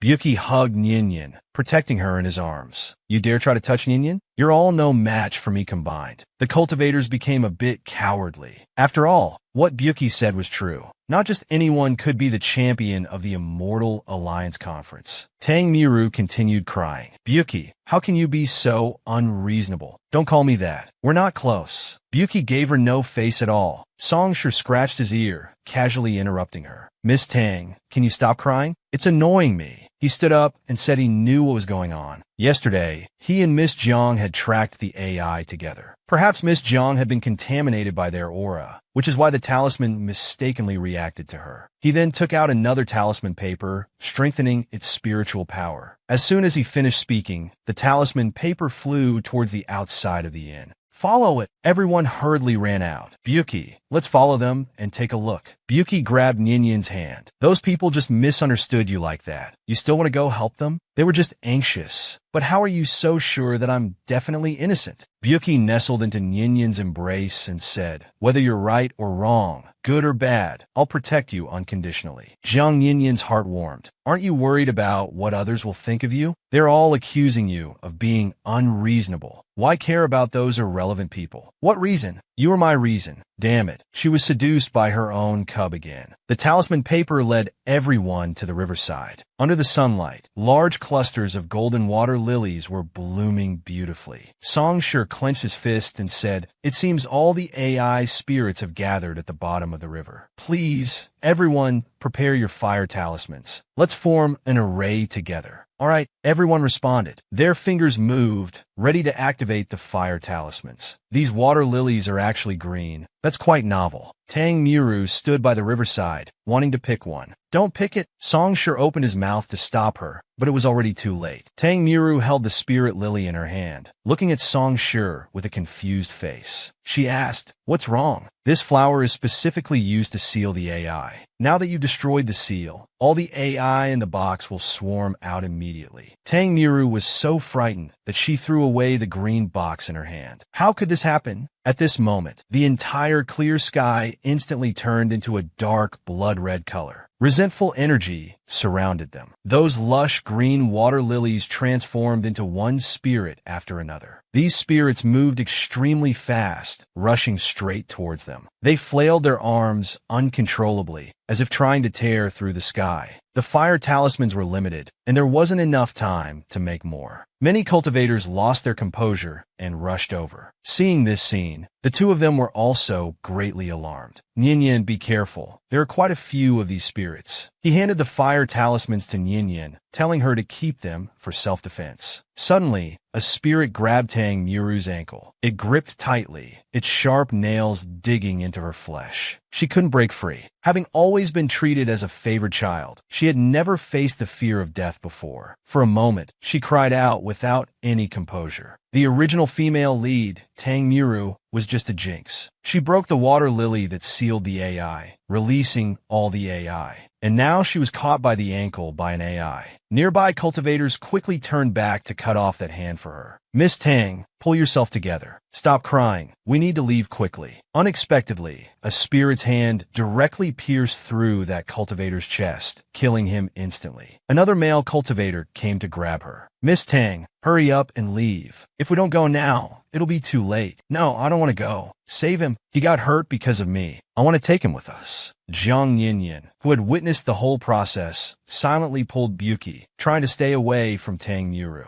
Don't get close to the female lead. It brings bad luck. With her constitution, whoever helps her will suffer misfortune. Looking at the spirits before him, Buki said in a deep voice, those spirits' resentful energy is too strong. With our current cultivation level, we might not be able to kill them. We can't confront them head on. I'll handle this. Nian, you all find a chance to leave first. Nian's eyes reddened a bit. No, it's too dangerous for you to stay alone. Nian, listen to me. Hurry and go, Buki. I didn't raise you so that when danger comes, you'd use your life to protect me. I raised you so we could fight side by side. Buki, don't leave me alone. Buki was stunned. He looked at Nian in a daze. In this world, what he wanted to protect, what he wanted, was only her. Buki wiped away the tears on Nian's face. The two looked at each other and smiled. They quickly threw themselves into the battle. Many male cultivators looked at Nian with admiration in their eyes. They never thought there could be such a righteous and brave woman in this world. She was simply enchanting. Meanwhile, Tang Miru was still sobbing softly. She looked up, seeing how everyone was looking at Jiang Yinyan. Her heart skipped a beat. She lowered her head, her eyes darkening. She was just too scared. That's why Jiang Yinyan stole the spotlight. Repelling the spirits wasn't something only Jiang Yinyan could do. She could do it too. Thinking this, Tang Miru broke free from the male cultivator's embrace. She picked up her sword and ran back. Nian was nervously engaged in battle, completely unaware of someone flying towards her from behind. Another spirit attacked. Jiang Yinyan dodged it, but she collided with Tang Miru behind her.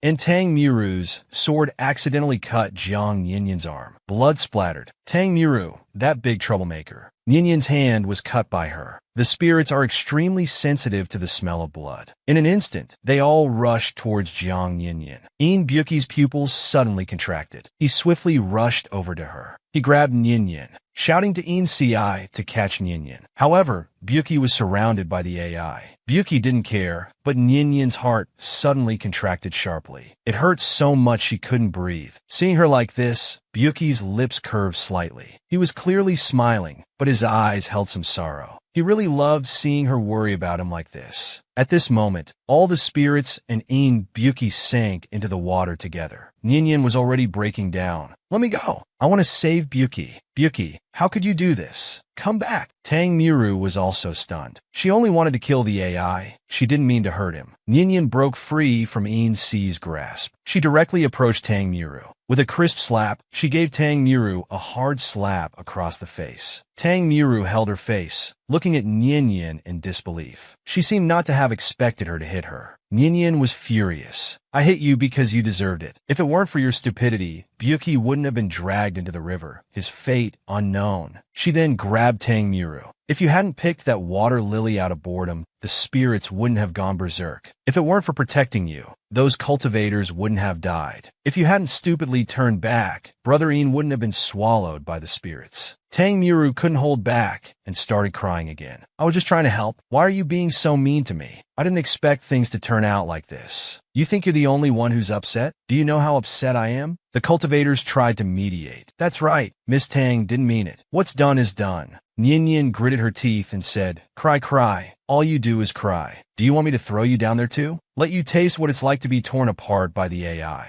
Byuki fell into the water along with the AI. Nian was completely devastated. In an instant, a loud bang was heard. Nian had already jumped into the water. Because Byuki was her person, even if he died, he would be her ghost. He was someone who hated the cold so much, she couldn't let him stay alone in this icy water. No matter what, she had to bring him back. She cast a water-repelling spell on herself and actively searched for Byuki's figure in the water. She saw an AI appear. The AI would be attracted by the smell of blood. Following, it would surely lead her to Byuki. The spirits around Byuki turned into streaks of black gas, entering his body. It didn't seem like they were eroding his body, but rather being devoured by him. Finally, as the last streak of black gas disappeared, Nian swam over quickly. He lay there quietly. There was a dark iron sword on his body, not his original one. It was bright red, with the blade covered in dense black runes. The hilt was inlaid with an unknown stone, emitting an eerie light. Nian touched his face, her tears mixing with the river water. Byuki, I've come to take you home. I'm sorry for making you wait here alone for so long. But just as she embraced him, the person in her arms suddenly opened his eyes. He suddenly gripped Nian's neck tightly. The force instantly cut off all air. Byuki, are you trying to kill me? Byuki pulled Nian close and bit her neck. It hurts, doesn't it? This state is exactly the same as that night at the inn. What's going on? Byuki, let go quickly. I can't breathe.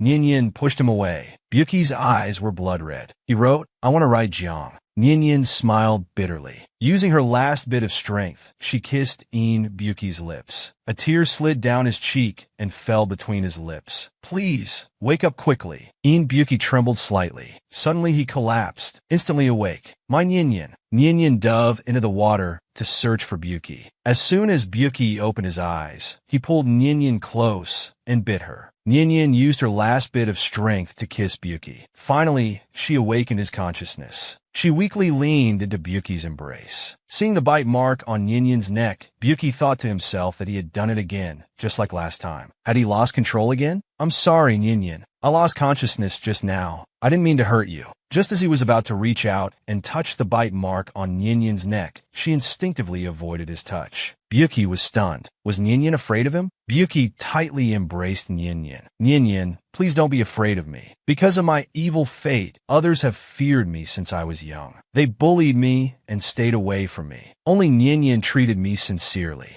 Byuki cried like a child. He panicked he wasn't a monster. He didn't know why he had become like this. Don't be afraid of me. Don't abandon me. Nian, I can't live without you. Nian's head was buzzing. She shook her head and saw her little one crying heartbrokenly. Byuki, what's wrong with you? Byuki lowered his eyes. Nian, do you also think I'm a monster? Are you afraid of me and don't want me anymore? Nian was speechless. She had just been a bit dizzy from lack of air and hadn't heard clearly what he said. How could you think that? It's ridiculous. She gently wiped away Byuki's tears. If I really thought you were a monster and didn't want you, I wouldn't have risked jumping into the river to find you. Silly Byuki hugged Nian, whimpering. Already used to his quick mood changes, she said, all right. The water barrier is still effective. Let's go up first. Nian rescued Byuki. The two emerged from underwater. The river water had been stirred up by Byuki's uncontrolled spiritual power. Even the cultivators on the shore were splashed and couldn't open their eyes. It was a mess.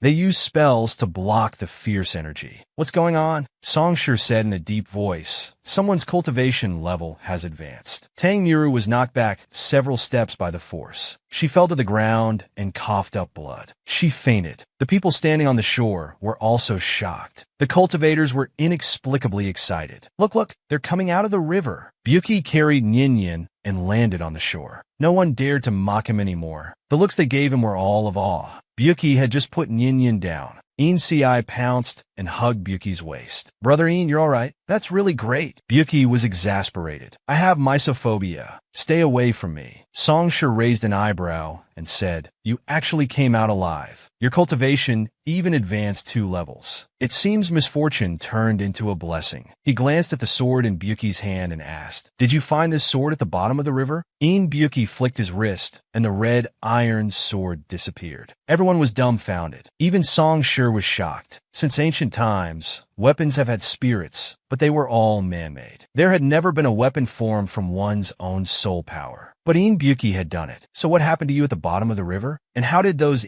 spirits disappear? Song Shi's gaze towards Buki was full of scrutiny. Nyan instinctively felt that if she spoke about what she saw and heard at the river bottom, it would be disadvantageous to Buki. So she kept quiet. Buki said some things were inconvenient to disclose. The great evil wasn't completely eliminated. One escaped. The cultivators were shocked. What escaped? Where did it go? All right. Let's deal with that spirit first. We'll discuss other matters after we leave. Incite came out to mediate. Song Shi, why don't you use your talisman to track it again? Song Shi activated the talisman paper. Everyone followed suit. At this moment, a cultivator asked, "What about Miss Tang?" Buki and Nyan emerged from the water together. Everyone looked at them with awe. There was no more mockery like before. Buki felt some indescribable emotions welling up in his heart. Everyone was about to chase after the escaped spirit. A cultivator pointed at the unconscious Tang Muru on the ground. "What about Miss Tang?" Incite shook his head. "Anyway, I'm not carrying her. Whoever wants to can do it." Buki said, "Nyan, let's follow them too." "Wait a moment, Jiang." Nyan suddenly hugged Buki. She kissed his cheek. Thank you. Thank you for risking your life to save me. Thank you for still being by my side." Not long ago, Nyan thought they would be separated by life and death. But now she was safe and sound by his side. This contrast made her especially cherish their current time together. Buki lowered his head. His cold lips kissed her lips. Then he traced down her lower lip to her neck. In a hoarse voice, he said, "For saving my life, how does Nyan plan to repay me?" Nyan hasn't thought of a way? Then let me suggest one. For example, repaying a life-saving debt with your body. Nyan's cheeks flushed red as she replied, "I promise you." Meanwhile, the talisman paper stopped in front of a small courtyard gate. Incite took the lead and walked forward. With a creaking sound, the wooden door was pushed open. A foul odor assaulted their noses. AI suddenly grabbed Incite's neck. AI giggled. "Oh my, you've come." Nyan and Buki were shocked. "Isn't this the skin-peeling ghost we met on the street that night?" At this moment, and said, "Where's Ruxu? Call him out quickly. Otherwise, I'll peel the skin off his precious son." Everyone was stunned. Ruxu? Is she still trying to seek revenge on sect leader Nyan spoke up. "Miss, could there be some misunderstanding between you and sect leader 100 years ago, Ruxu led people to exterminate my entire clan. You immortal cultivators are all beasts in human skin, your hands stained with the blood of innocence. How could this possibly be a misunderstanding?" Incite didn't believe it. "My father is the leader of Rimu's sect. He would never do such a thing. Shut your mouth." AI raged and choked Incite until his face turned blue. Ling roared. He and the others behind him started fighting. The scene was chaotic. Isn't Ruxu supposed to be righteous in the immortal world? I've killed so many people. Why hasn't he come to find me yet? Everyone was badly hurt by AI. She kept shouting for Ruxu to come out. "If you don't come out, I'll make your son join you in death. The son pays for the father's debt." As she spoke, she reached for Incite. A crimson long sword pierced through AI's chest. AI fell to the ground with a thud. Incite, having had a brush with death, was stunned. Ruxu, you despicable wretch. I curse you to die a horrible death and fall into the 18 levels of hell. With a trembling finger, she pointed at the person in front. Xiao Song sure watched everything unfold, his thoughts unclear. He turned and said, AI has been completely eliminated. The resentment in Xinghe town will dissipate. We can leave now. Incite quickly said, I want to clarify something. Can we use soul searching on her? I don't believe my father would exterminate an entire clan. I want to clear my father's name. Songshur said, to use soul searching, one's cultivation must be at least at the void refinement stage. Among us, only Buki is at the void refinement stage or above. Incite felt discouraged. Forget it. He hates me so much, he probably won't help. Incite slowly composed himself and walked out with his head down. Stop. Didn't you want to search the soul? Where are you going? Incite exclaimed joyfully and threw himself into his arms. "Get off, you're so noisy." Byuki impatiently pushed him away. His cold fingertip lightly touched the forehead of the corpse. After a moment of dizziness, the past truths flooded into his mind. Long, long ago, the water in Town was clear and cool. A child crouched by the water, curled up into a ball. He was the town's only orphan, called Xiaoyer. His mother died in childbirth. We AI people fear fire the most. How could they be so careless? Such a big family, over a dozen lives lost just like that. Could it be that he brought death upon them? Passers-by pointed and gossiped, but dared not approach, fearing they might be tainted by something unclean. Xiaoyer's frail reflection wavered in the water. "Everyone hates me. Why am I even alive in this world?" Just then, a warm female voice called out, "Is Xiaoyer crying in secret again?" Incite couldn't believe his father would do such a heinous act. He had thought Byuki wouldn't help. Who knew such a pleasant surprise would come so suddenly? Byuki sat down and began the soul search. All the memories instantly flooded his mind. A woman's voice came. "Is Xiaoyer crying in secret again?" Xiaoyer looked up. It was Susu from the neighboring courtyard. Pretty, kind-hearted, and capable, everyone liked her. Xiaoyer's quiet sobs turned into loud wails, filled with unspeakable grievances. He threw himself into her arms. "Everyone bullies me. They bully me for having no parents. I'm not a harbinger of disaster. I didn't cause my parents' death." Susu asked, "Who hurt your face?" "It was Jean Dahu and Li Gooden. They made me crawl through their legs and bark like a dog. They even kicked my head." "Them again?" "Tomorrow I'll have a good talk with their mothers. Make them discipline their children properly." Susu was a bit angry. Her beautiful brows furrowed slightly. Xiaoyer lowered his head sadly. "Sister Su, am I really useless? Every time I'm bullied, I'm too cowardly to fight back. I can only hide and cry alone." "It's not like that. Xiaoyer,